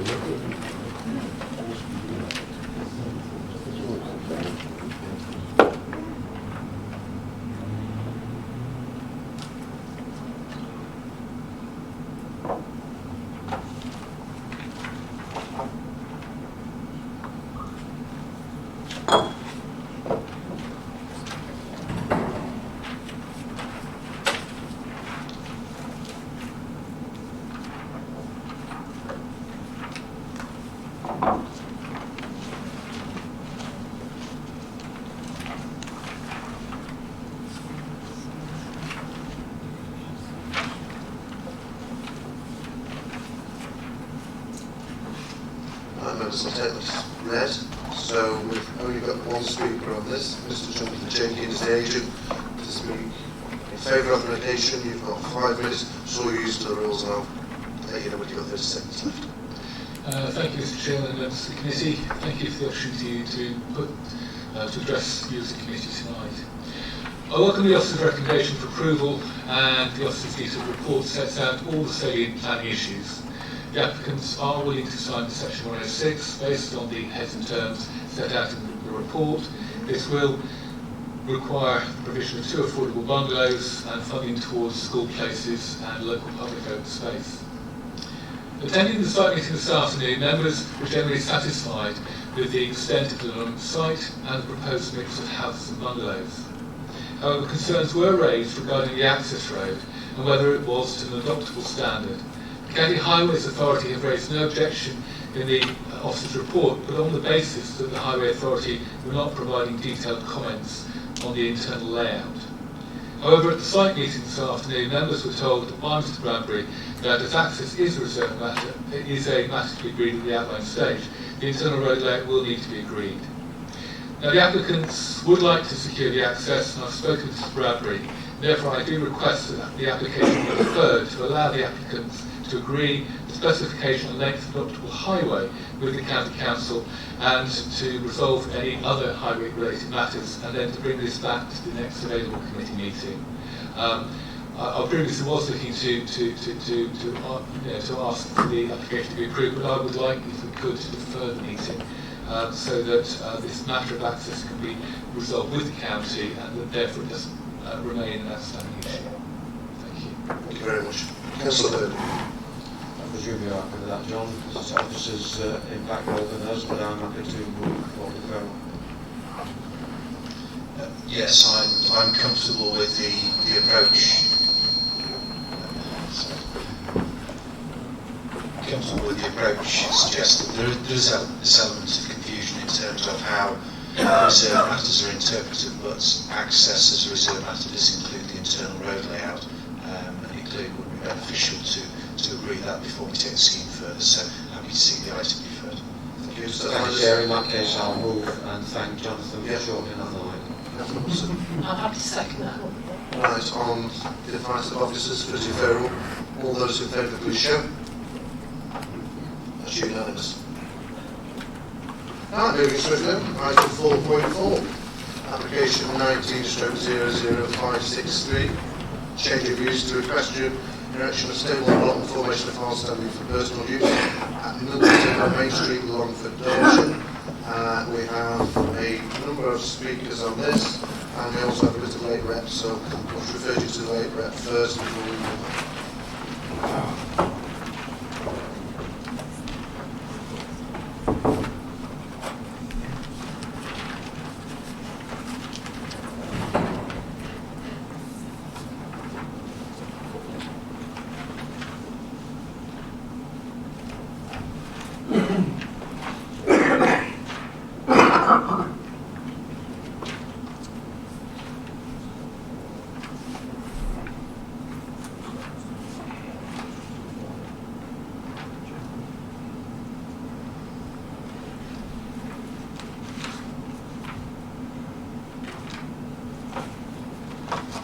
I might as well take that as read because I won't actually quite a short bit of an update. So we'll move swiftly on. I've got 5 speakers on this. The first is Mr. Kevin Newman, Longford Parish Council, to speak against the application. You have 3 minutes, and I'll let you know when you've got 30 seconds left. Thank you. Thank you. Good evening. Longford Parish Council strongly objects to this application. In the Parish Council's view, it does not make any sense to allow this stable block and associated buildings, plus the parking of a horse box, so close to 2 residential properties, when there are alternative sites in the adjacent field, both on the western and northern boundaries, which would be much more suitable and far less intrusive. The property Brymer is badly affected by this proposal because, as you will have seen this afternoon, it will seriously affect their ability to enjoy the adjacent countryside from their patio area at the rear, contrary to a number of the policy guidance sections of the DDDC local plan. Policy PD1 bullet point 6 requires that developments achieve satisfactory relationship to adjacent developments and do not cause unacceptable effects by reason of visual intrusion, overlooking, shadowing, overbearing effects, noise, light pollution or other adverse impacts on local character and amenity. The Parish Council believes that the development is contrary to many of these requirements in its current location. Additionally, the Parish Council believes that the proposed development in its current location is contrary to elements of Planning Policy PD9 in respect of air pollution, noise and vibration, light intrusion and land contamination via potential horse waste, and in this case potential contamination of adjoining land, given that Brimar is situated below the ground level of the development in the direction of the natural runoff of groundwater in the area. It's worth noting that a very similar stable block was approved for planning application 0999/0614, just a few doors away, with the house and field arrangements in a similar location, but with the stable block being approved at some 80 metres from any properties. The approval reason stated that approval was granted at this distance to preserve the amenities of nearby residential properties, presumably recognising the potential for such developments to cause the effects similar to those which planning policies PD1 and PD9 are seeking to avoid. Does this planning approval, which was supported by the Parish Council at the time, not set a precedent for similar developments in the nearby area? Finally, regarding the alternative sites that could have been chosen for the stables, which would be significantly less intrusive and have less impact on neighbouring properties, we understand that other complainants from Brimar and Millview have suggested a compromised location in the adjacent field on the northern boundary. If this were a consideration by the parties, then the Parish Council believes that it could support the location of such a proposal in the interest of all concerned and to help restore and maintain the excellent harmonious relationships enjoyed by the villagers in our village. In summary, and for the reasons given, the Parish Council strongly believes this application in its current form should be refused. Thank you. Thank you very much. Next speaker on my list is Mr. Simon Lindsay, local resident and neighbour. To speak against the application, you also have 3 minutes. I'll let you know when the citizens accept. Thank you for the opportunity to voice my concerns. I'm a retired garden centre manager, and I've always had a very keen interest in trees and plants, wildlife and birds, and the countryside. This was one of the main reasons we recently moved to our lovely home in Longford. Over the last 7 months, since finding out about the proposed stables, I've spent many hours extensively researching everything about keeping horses, their care and well-being, and the stabling of them. In addition, I've reviewed all aspects of the adopted Derbyshire Dales Local Plan 2017, in particular policies PD1 and PD9. This has enabled me to put forward a rational and informed objection to the planning proposal. The first planning proposal made by the applicants was refused on the basis of noise and odour to the detriment of the residential amenity of the occupants of the nearby properties.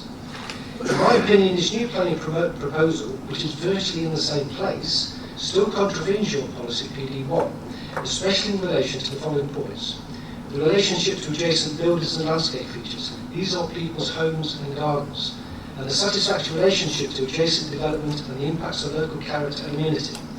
The large horseberry, although not part of the planning decision, will stand over 15 feet above our ground level and will create noise and activity with the stables being so close at all the times of day and night. The stable block and manure trailer will definitely contribute to these adverse impacts and will certainly affect our quality of life. Residential amenity is described as a positive element or elements that contribute to the overall character of an area. For example, open land, trees, and the interrelationship between them, and to some degree, tranquility. Longford is a very tranquil place with no street lighting and a very nice and friendly village to live in. For us, we would totally lose this amenity. In my opinion, this application is in direct contravention of your policy PD9 for the following reasons: air pollution, noise and vibration, light intrusion, land contamination. In this case, the 4 horses could produce up to 200 litres of urine and up to 28 kilograms of faeces a day, every day. Contamination of adjoining land. In this case, we're approximately 5 feet below the proposed site, and we could experience contamination on our land from the runoff. May I draw your attention, members of the committee, to page 65 of the case officer's report, item 7.4, paragraph 2, and that you consider this during your debate.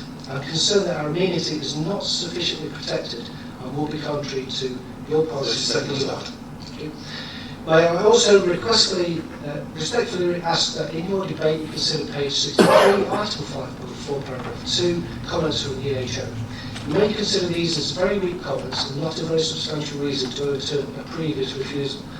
There is no plan to remove the urine and faeces from the loose gravel, especially when it's covered with leaves or snow and ice. I do not understand how moving the stables back by a few feet can make any difference to the previous refusal. I appreciate that the committee has a very difficult decision to make. Thank you very much. That's your 3 minutes. Thank you. Thank you all. The next speaker out there is Mrs. Julie Lindsay, local resident member speaking against the application. You also have 3 minutes, and I'll let you know when there's 30 seconds left. We moved last October to our lovely home in Would you Longford. like to put your speaker on? That's it. Oh, That's the sorry. one. We moved last October to our lovely home in Longford, having retired after working very hard all our lives. We have put all our savings into our little piece of heaven. We fell in love with the outlook from our garden over the fields from day one, and all the wildlife, birds and flowers that they bring. Not only does it look like we are going to lose this in favour of a huge stable block of manure trailer, we now have to endure the possibility of a very large horse lorry parked outside our bedroom window, just a few metres away. This will cast a shadow over our home and garden and be extremely overbearing in appearance. Also, when the applicants take their horses to competitions and trials, etc., we will have to suffer the noise of loading and unloading of said horses at unsociable hours of the morning and night. In addition, the noise of the engine and diesel fumes means we will be unable to have our bedroom and kitchen windows open. And yes, I do have them open in the winter. I hate to be hot. By their nature, stables are very smelly places, and we will have that smell 365 days of the year. We love to enjoy our garden and outside space, and we set out most nights, even in the winter, to enjoy a glass of wine and a good old natter. In the summer months, the stables and horses will increase the mosquito and horsefly population, and the smell from the urine and faeces will mean that we will not be able to enjoy our garden as we do now. We've enjoyed 7 months of stress and worry over this proposal so far, and our little piece of heaven has turned into a nightmare. Just to put things into perspective, our home is 84 square metres, and the proposed site for these stables, as it states in the applicant's plan, is 800 square metres. As in other observations, there is plenty of other potential in the adjacent field for these stables, horse lorry and manure trailer to be sited, causing little or no impact to neighbouring properties. Members of the committee, I understand that sometimes you have to make difficult decisions. Can I urge you, when debating this application, to consider if the convenience to the applicants and the stabling of their animals outweighs the impact on our quality of life. Thank you. Thank you very much. Next speaker out there is Mr. Virginia Ledham, local resident speaking against the application. You also have 3 minutes. I will let you know when there's 30 seconds left. We have very grave concerns with regards to this planning application because of its position so close to residential properties, which we feel could easily be avoided by positioning the stables in the adjacent field, even if only just beyond the fence. Although this would not eliminate the risk of vermin, flies, smell and general activity, it would lessen it. Another concern we have is that the plans do not show a measurement from our boundary to the edge of the proposed stables, so no definite evidence of how close they will be positioned. We are very concerned about this proposal for all the reasons mentioned and the imposing effect this large development will have, as it will be so close to our boundary. It seems to me that a good compromise to this situation would be for the stables to be positioned in the adjacent field on a non-residential boundary. We would be most grateful if this compromise could be considered. Thank you. Thank you very much. And the last speaker I have is Mr. Charlie Moore on behalf of the applicant, speaking in favour of the application. And you have 5 minutes, so I'll let you know when you're 30 seconds.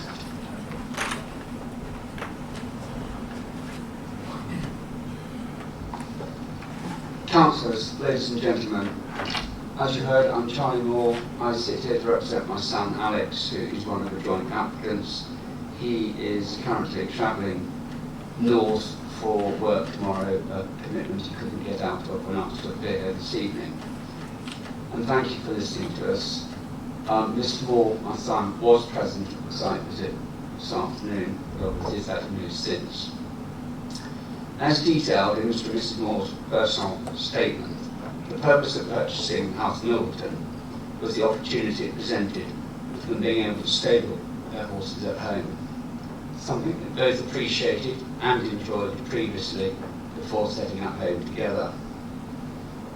Their horses are currently stabled to the yard 25 minutes away, which is 15 miles approximately. This puts huge pressure on their time, as both are busy working full time, not to mention costs and other inconvenience.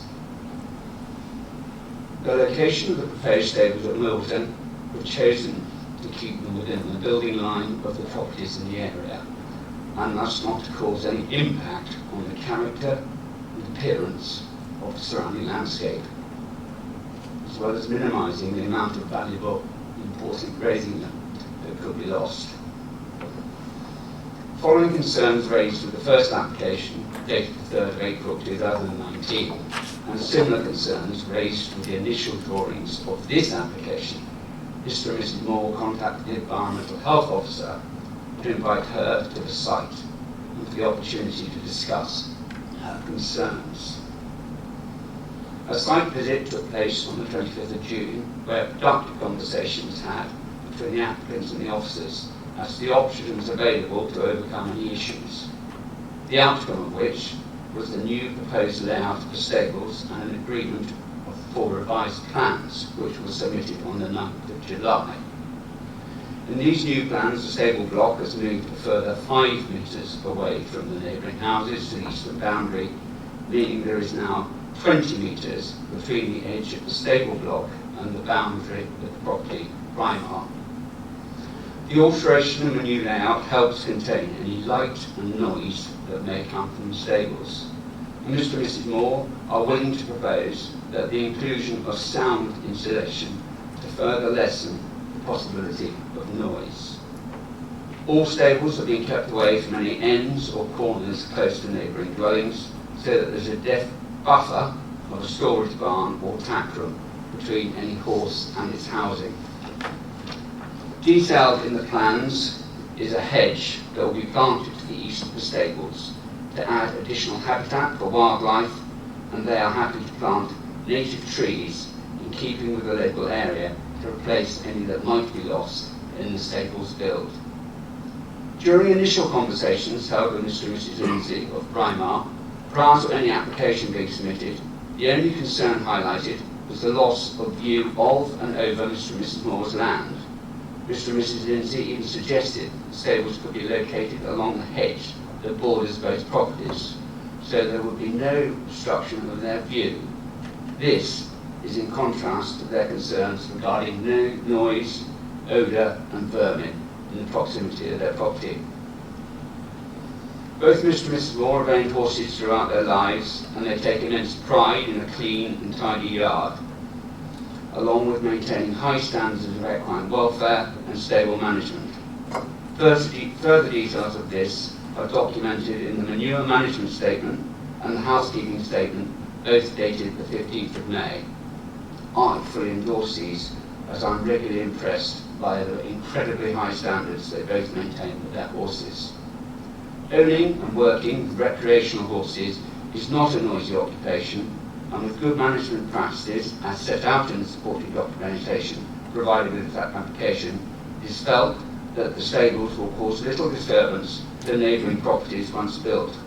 Stables are for private use, so there should be limited movement activity. Mr. and Mrs. Moore will, as already stated, maintain a clean and tidy environment as they live on site and wish to enjoy their home and its outside space, of which they are justly proud. Throughout the application process, Mr. and Mrs. Moore have engaged with the local planning authority in a positive and proactive way to overcome the initial concerns of this process, and having complied with policy PD9... Thank you very much, Mr. Moore. That's your 5 minutes. Thank you. Right, officers, is there anything you'd like to come back from? So we just switch the...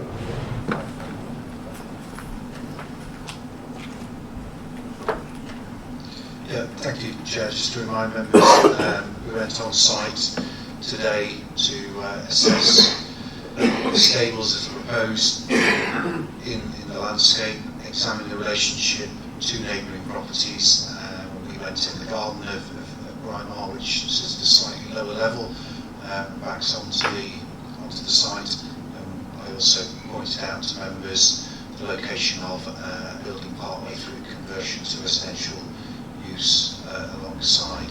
I think it's fair to say that this is a fairly finely balanced recommendation, trying to strike a balance between impact on the countryside and impact on amenity. Be happy to take any questions. Thank you. Councillor Hughes. Thank you, Chair. I've only got one question, and that is that we've heard a compromise proposal from the neighbours. What is your opinion of siting the stables in the adjacent field rather than in the field next to the power conversion? And how far away would it be appropriate to do so if that was something that happened? Well,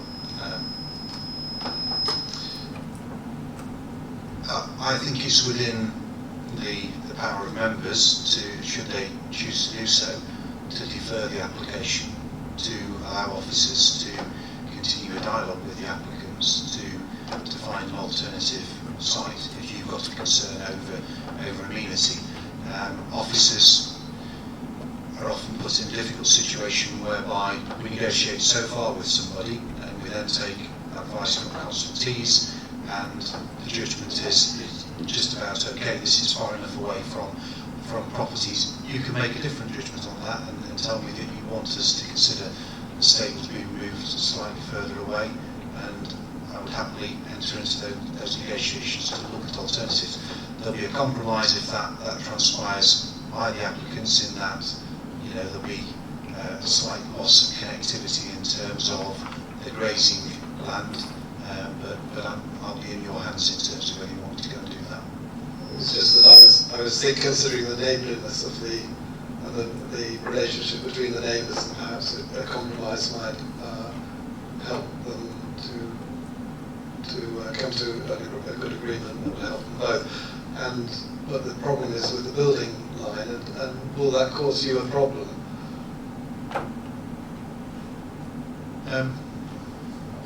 Not necessarily. There are other buildings that go beyond that immediate building line. Stables can be appropriate buildings in the countryside in any event. It would be possible to look at alternative sites that sited the buildings alongside existing planted features to partly lessen their impact. Councillor Purdy. Thank you, Chair. Given that it was refused before, quoting the Environmental Health Officer's comments, concerns about the proximity of the development of the neighbouring dwellings, here we are again. Can you just help me with where that actual site was in relation to what we saw today?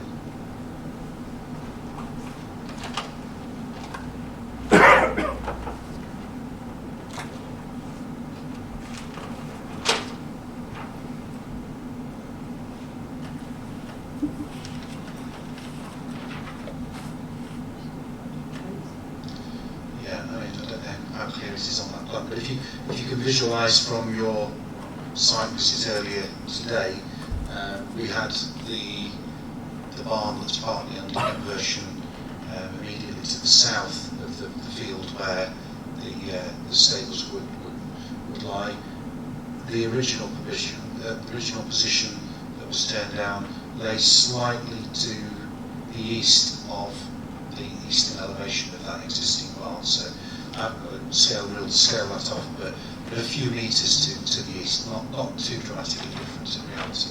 But it was different arrangements of stables. It was an L shape running north-south, then east-west, so it had a slightly different relationship to Brymar and other residents.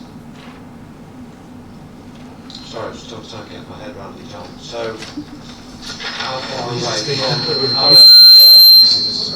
how far away was that site in comparison to the present is this application to Primark Living Properties?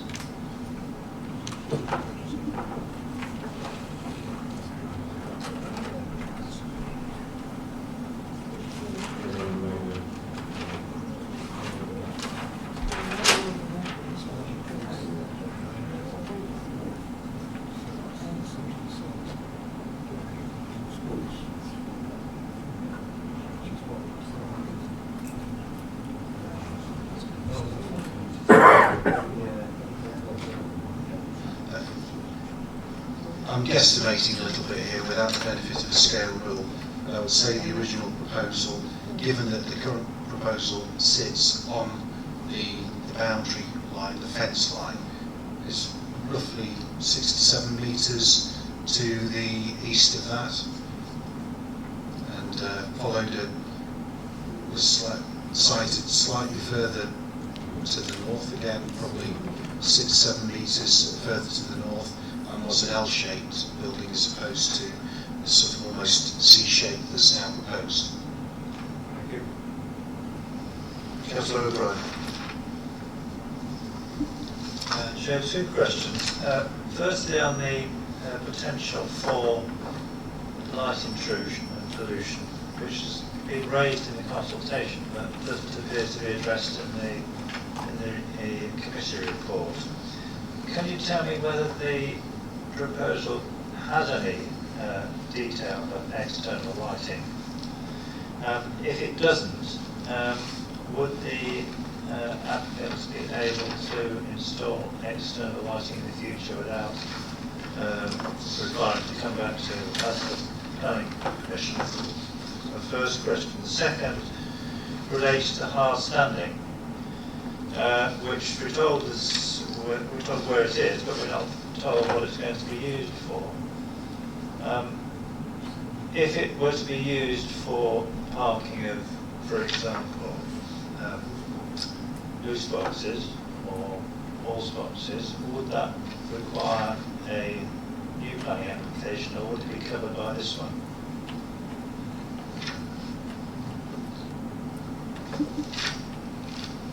In terms of the lighting, whether we required a further application might depend on how large and intrusive the lights were. I would suggest that if members were minded to support the application, it probably would be a good idea to tie down that detail at this stage to make sure any lighting system had minimum impact. In terms of the use of the hard surfaced area, it's shown to extend quite a considerable area around the buildings. There's a horse lorry notionally shown on the drawings. I'm not sure whether it will actually be parked there, but clearly there's the potential for horse paraphernalia to be stored in and around the buildings on the hard surface area, and that wouldn't in itself be a change of use, because they may be movable objects that are stored in one area one day and then another area another day. Councillor Martin Murphy. Thank you, Chair. I've got 2 questions. First of all, if reading the report, I gather that the previous application was mainly refused because of the nuisance from the use of the site by horses and the odours and noise and that sort of thing. And subsequent to that, with the present application, there was advice from the Environmental Health Officer that this fear could be assuaged and mitigated, if you like, by certain measurement measures taken by the applicant. If that's the case, why wasn't that advice given previously? It seems somewhat odd to me that previous one refused and there was no similar advice from the Environmental Health Officer. The second question is following on in a way from Councillor Bryan's question about the use of the external space and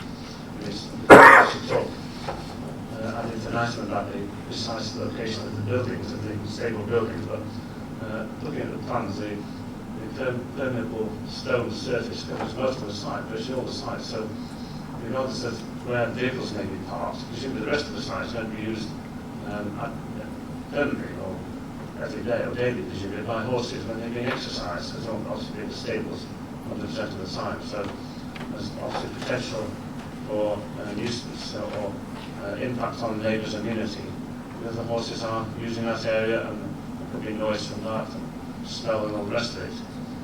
So that's another question. Okay, well, the first question I don't really have an answer for. I wasn't directly involved in the discussions that went on between the planning officer and the environmental health officer. I can only suggest that the planning officer felt that there was little prospect within the terms of that original application resolving the problem without turning down the application and inviting further post-decision discussions.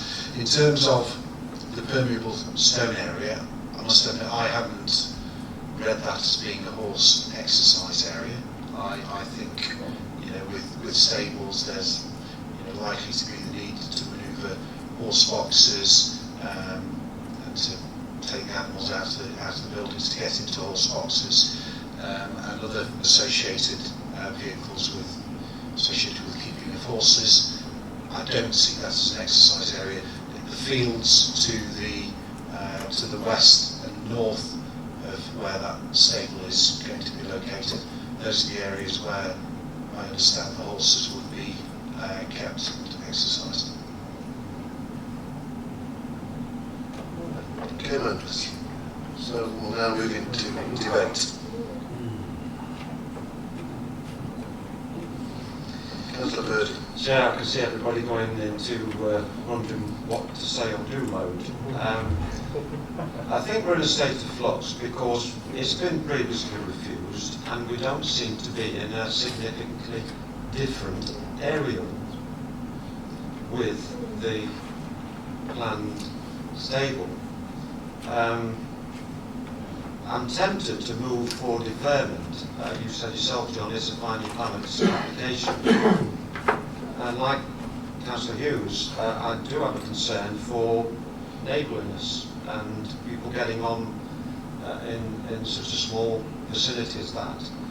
So I think I'm going to test the market and see if deferment is the right motion. And to burden you officers, I'm sorry, but I think looking at the areas today of land that is available, then I have to say I think that this could be moved back and not create such an impact on the opposite neighbours. So I'm going to move for deferment, Chair. May I second that, please? I quite understand, I've got a little knowledge of horses and animals myself, and I think I quite understand the reason why the compromise that's suggested by one of the speakers further back in the field, as John suggested, to the west and slightly north, because that would have taken up valuable grazing land for the animals. And obviously it would create a longer run to get to the particular, to get to the stables, so more tarmac or chatter or whatever. But I think that might be a better place if it was possible, or I'd like to know the reason why it wasn't suggested, and have a better outcome for the neighbours, which we saw from their garden.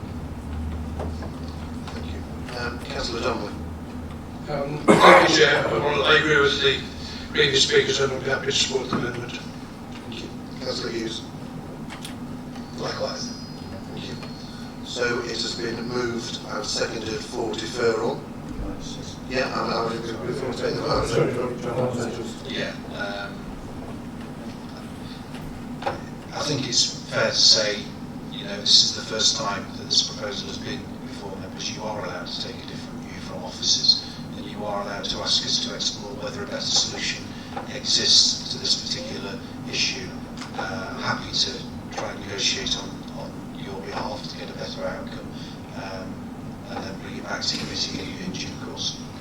Can I ask as well, John, that there are comments within the papers with regard to horse excrement on the chatter on the drive?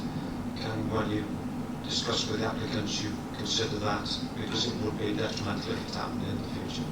So you're happy with the reasons for? Thank you. Okay, members, it's been moved for deferral. So all those in favour, please show. That's unanimous. Thank you very much. The next application is 4.5. It's application number 90/00554. It's a full application for modification to approve barn conversion with insertion of new door and flue pipe, erection of stables and garage stroke store at Old Barn, Briggs Lane, Marsden, Montgomery. I have two speakers on this, so we'll go ahead with the first speaker, Miss Hannah Pilkington, a local resident speaking against the application. You have 3 minutes, and I'll indicate when you've got 30 seconds.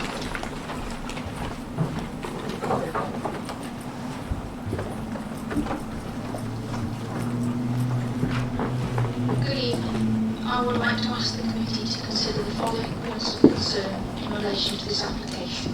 The original approved plans were passed under appeal on the argument that the barn would not need extension or alteration to be converted into a dwelling. Any modifications and additions go against this and go against current planning policies. This point would have been clear when the property was purchased by the applicant. The applicant has clearly demonstrated his intentions for the further development of the site by previous unpermitted works and previous planning applications which have subsequently been refused. These modifications and alterations would have a negative impact on the building and would have a detrimental effect on the surrounding landscape. The separate elements of this application present their own issues. Firstly, the insertion of an additional flue pipe alters the outward appearance of the barn and is stated as a gas vent, and as there is no existing gas supply, would result in an external gas installation. The flue pipe has already been installed and is in situ without permission. Secondly, the insertion of a new doorway represents the introduction of a new opening, something which is strongly resisted by planning guidelines. This is not a reformation of an original opening, as none originally existed on that elevation. Thirdly, the erection of stables represents a domestic installation, and its location, when viewed in context with the barn, poses a potential change of use within the future. Its location places it close to a field ditch, and the stated area of hard standing could contribute to an existing surface water flooding problem that continually affects our property. The stables would be more suited to a solitary location away from the dwelling. Lastly, the garage store in its proposed location would encroach on the mandatory turning circle that is required for the property. Its existence would detract from the barn and over-domesticate it, and its intended use to house a generator for the sole electricity supply represents a potential noise disturbance to which we strongly object. It also poses an environmental issue with a view to emissions and carbon neutrality, which is a subject that the Council has clear policies on, and to allow this would contradict them. The generator is unnecessary as a mains electrical supply is available to the applicant. In summary, this application should be refused.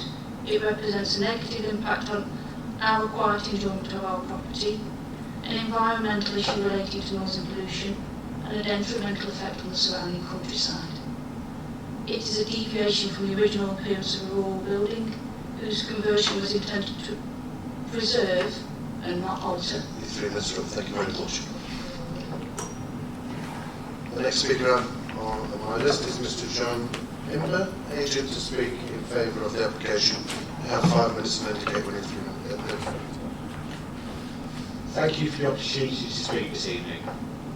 Having reviewed the officer's report, it is clear that the key issue here is the visual impact of the proposed garage and the new opening on the rear elevation. The desire to maintain the vernacular character of the barn is understood. Indeed, it is this character that attracted the applicant to the property at the outset. However, this must be balanced against the fact that permission has been granted for the residential use of the property, and that this will inevitably result in some change to the character of the building and its setting. The proposed garage is sited between a domestic shed, which was granted planning permission under an earlier application, and the applicant's dwelling. It is also viewed in the wider context of the neighbouring dwelling and its associated outbuildings. The garage is modest in scale and sensitively sited, and in this domestic context it is not considered that it will appear out of place. The proposed new opening is on the rear elevation of the building. It is not visible from the site entrance and would not be readily visible from the neighbouring dwelling. The only public vantage point which it is visible from is a field gate approximately 150 metres to the south-east. At this range, the new opening will by no means appear prominent. Furthermore, it is viewed in the context of the neighbouring domestic property. It is therefore respectfully submitted that in this instance, neither the garage nor the new opening will cause demonstrable harm. Neither feature introduces an alien feature into the immediate surroundings, and neither detrimentally affects the setting of the barn or the character or appearance of the countryside. The garage is a low structure which is sited more than 15 metres from the rear of the neighbouring dwelling. It will not therefore result in an unacceptable loss of daylight or an oppressive outlook. The new opening does not overlook the neighbouring dwelling, and as such privacy will not be compromised in this instance. And it's noted that the highway authority has raised no objections to the proposed garage or the turning arrangements. In summary, planning policies must cover a broad range of situations, and it is therefore not surprising that in some instances development which does not fully accord with them does not necessarily result in harm. This is one such case. The lack of any material harm which would arise in this instance is a material planning consideration which ought to be given substantial weight in the overall planning balance. It is therefore respectfully suggested that the application should be approved contrary to the recommendation. Thank you for your time. Thank you very much. So, anything you'd like to go back and go?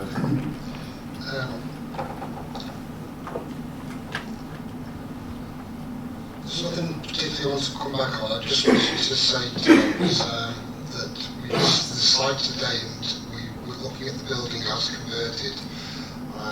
The building prior to conversion is detailed on this photograph, so you can see how it sat in its context historically, and in conversion that officers would wish to see, in accordance with supplementary guidance, that the character and appearance of those buildings are retained. If I could just, go back a second. As I say, agricultural buildings are designed in a manner where they are functional. There's no door in the rear other than the one that the applicant inserted, which we asked to get bricked back up, which he has done. It's part of the character and appearance of buildings that they are simple and purposeful in the way they function. In that respect, the building was designed without any openings in the rear.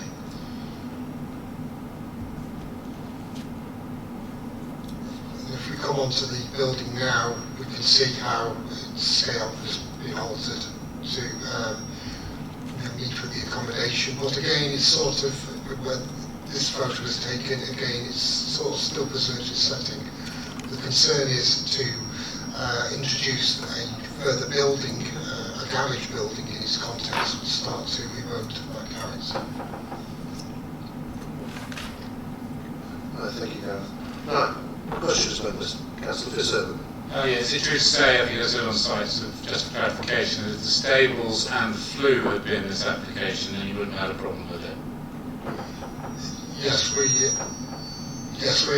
generally accept the location of the stables set further back, away from the residential cottage, and being in the countryside. We're happy with those, and we feel the relocation of the flue is not harmful. Councillor Hughes. Thank you, Chairman.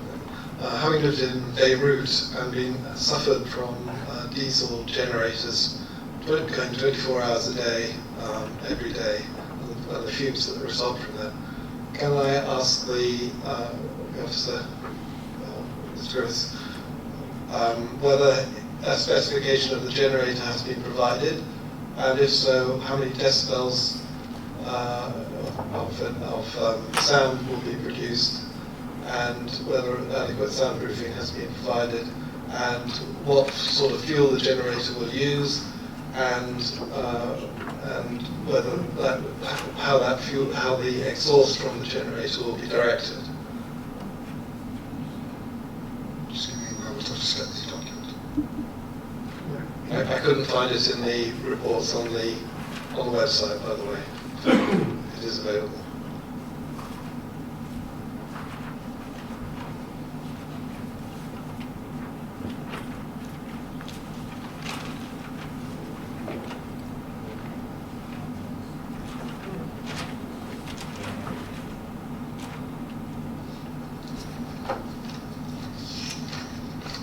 The detail of the generator was submitted, but it was submitted quite late in the day.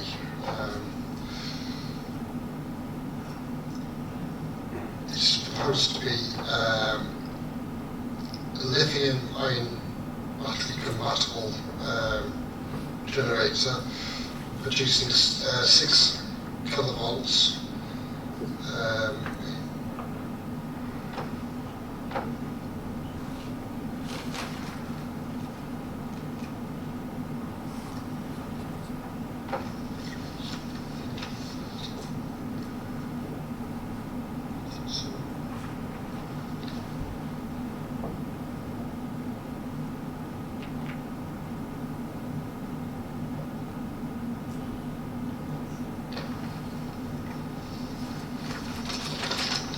I think it's fair to say we're having difficulty in identifying exactly what is comprised of in terms of the generation. The officer recommendation is one of refusal. If members were minded to support this particular proposal, but it was the generator that was a concern, then we could go back and seek reassurances on its environmental impact. But as the recommendation is one of refusal, I'm suggesting we do that at this moment in time. Councillor Donovan. Thank you, Chair. As the alluded to the Ms. Pilkington reference to the gas connections, I believe she maintained that's a reasonable reference, is that correct? Because the gas connections are some which is permission for that? Gas connections. I'm not sure what the utilities are that are connected.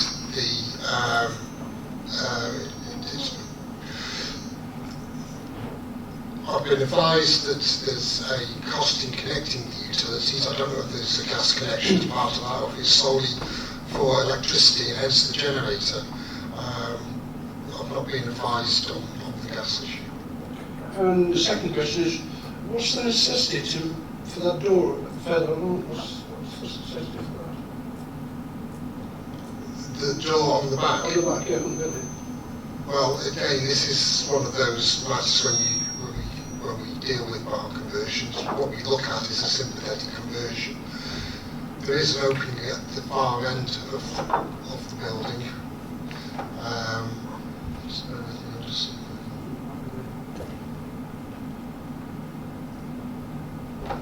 There is an opening there. Now, the applicant could have reconfigured the internal arrangements and said, well, I'll have the kitchen there, I'll have the door to the kitchen there where the door is, and I'll work the arrangements to suit the character and appearance of the building. The situation is that having decided on how you would like to lay the building out, you'd now like to insert a door where essentially we don't feel is absolutely necessary. Councillor O'Brien. Is looking to the future, if in 5 years' time the applicant chose or wanted to insert an opening in the rear elevation, a window or a door, would they require planning permission at that time? That is the situation we are in now. He does now need planning permission because having been given planning permission to convert the building, it was on the basis the building should not be altered by introducing new openings, extensions or further outbuildings, essentially taking away permitted development rights to alter its character and appearance. Can I just come back on that? Is there a specific condition which takes away the permitted development rights in the future? Or otherwise, as far as I understand it, once it's completed, it would be possible to put a new opening without permission, unless you've taken away those permitted development rights for all time. As part of allowing the planning permission to convert the building, it is on the basis that once converted, first of all, the conversion needs to be undertaken in accordance with the approved plans, and thereafter there shall be no alterations to the building in perpetuity unless otherwise agreed through the submission of a planning application. The permitted development rights have already been taken away. That's why we've got the application. There's no more questions. We're going to move into debate. Councillor Purdy. Chair, I'll move officers' recommendations for refusal. I think got this spot on. Thank you. Councillor Tom Donlan. I'll second that, Chair. Anybody else wishing to speak on this? No? In which case I'll go to the vote. It's been moved and seconded for refusal. All those in favour, please show. That's carried. That's unanimous. Thank you very much. Right, the last few bits on the agenda tonight are item 5, information on active and closed enforcement investigations. They're just for noting, so I'll move for noting. The second, all those in favour? Thank you. And last but not least, we come to the appeals process report, which also needs to be noted. I don't know whether John wants to make any comments on before I move it. Right, in which case then I'll move it for noting. All those in favour? Please show. Thank you very much. That's unanimous. Thank you very, very much, and that brings our proceedings to an end tonight. Thank you very, very much, and thank you very much for your patience.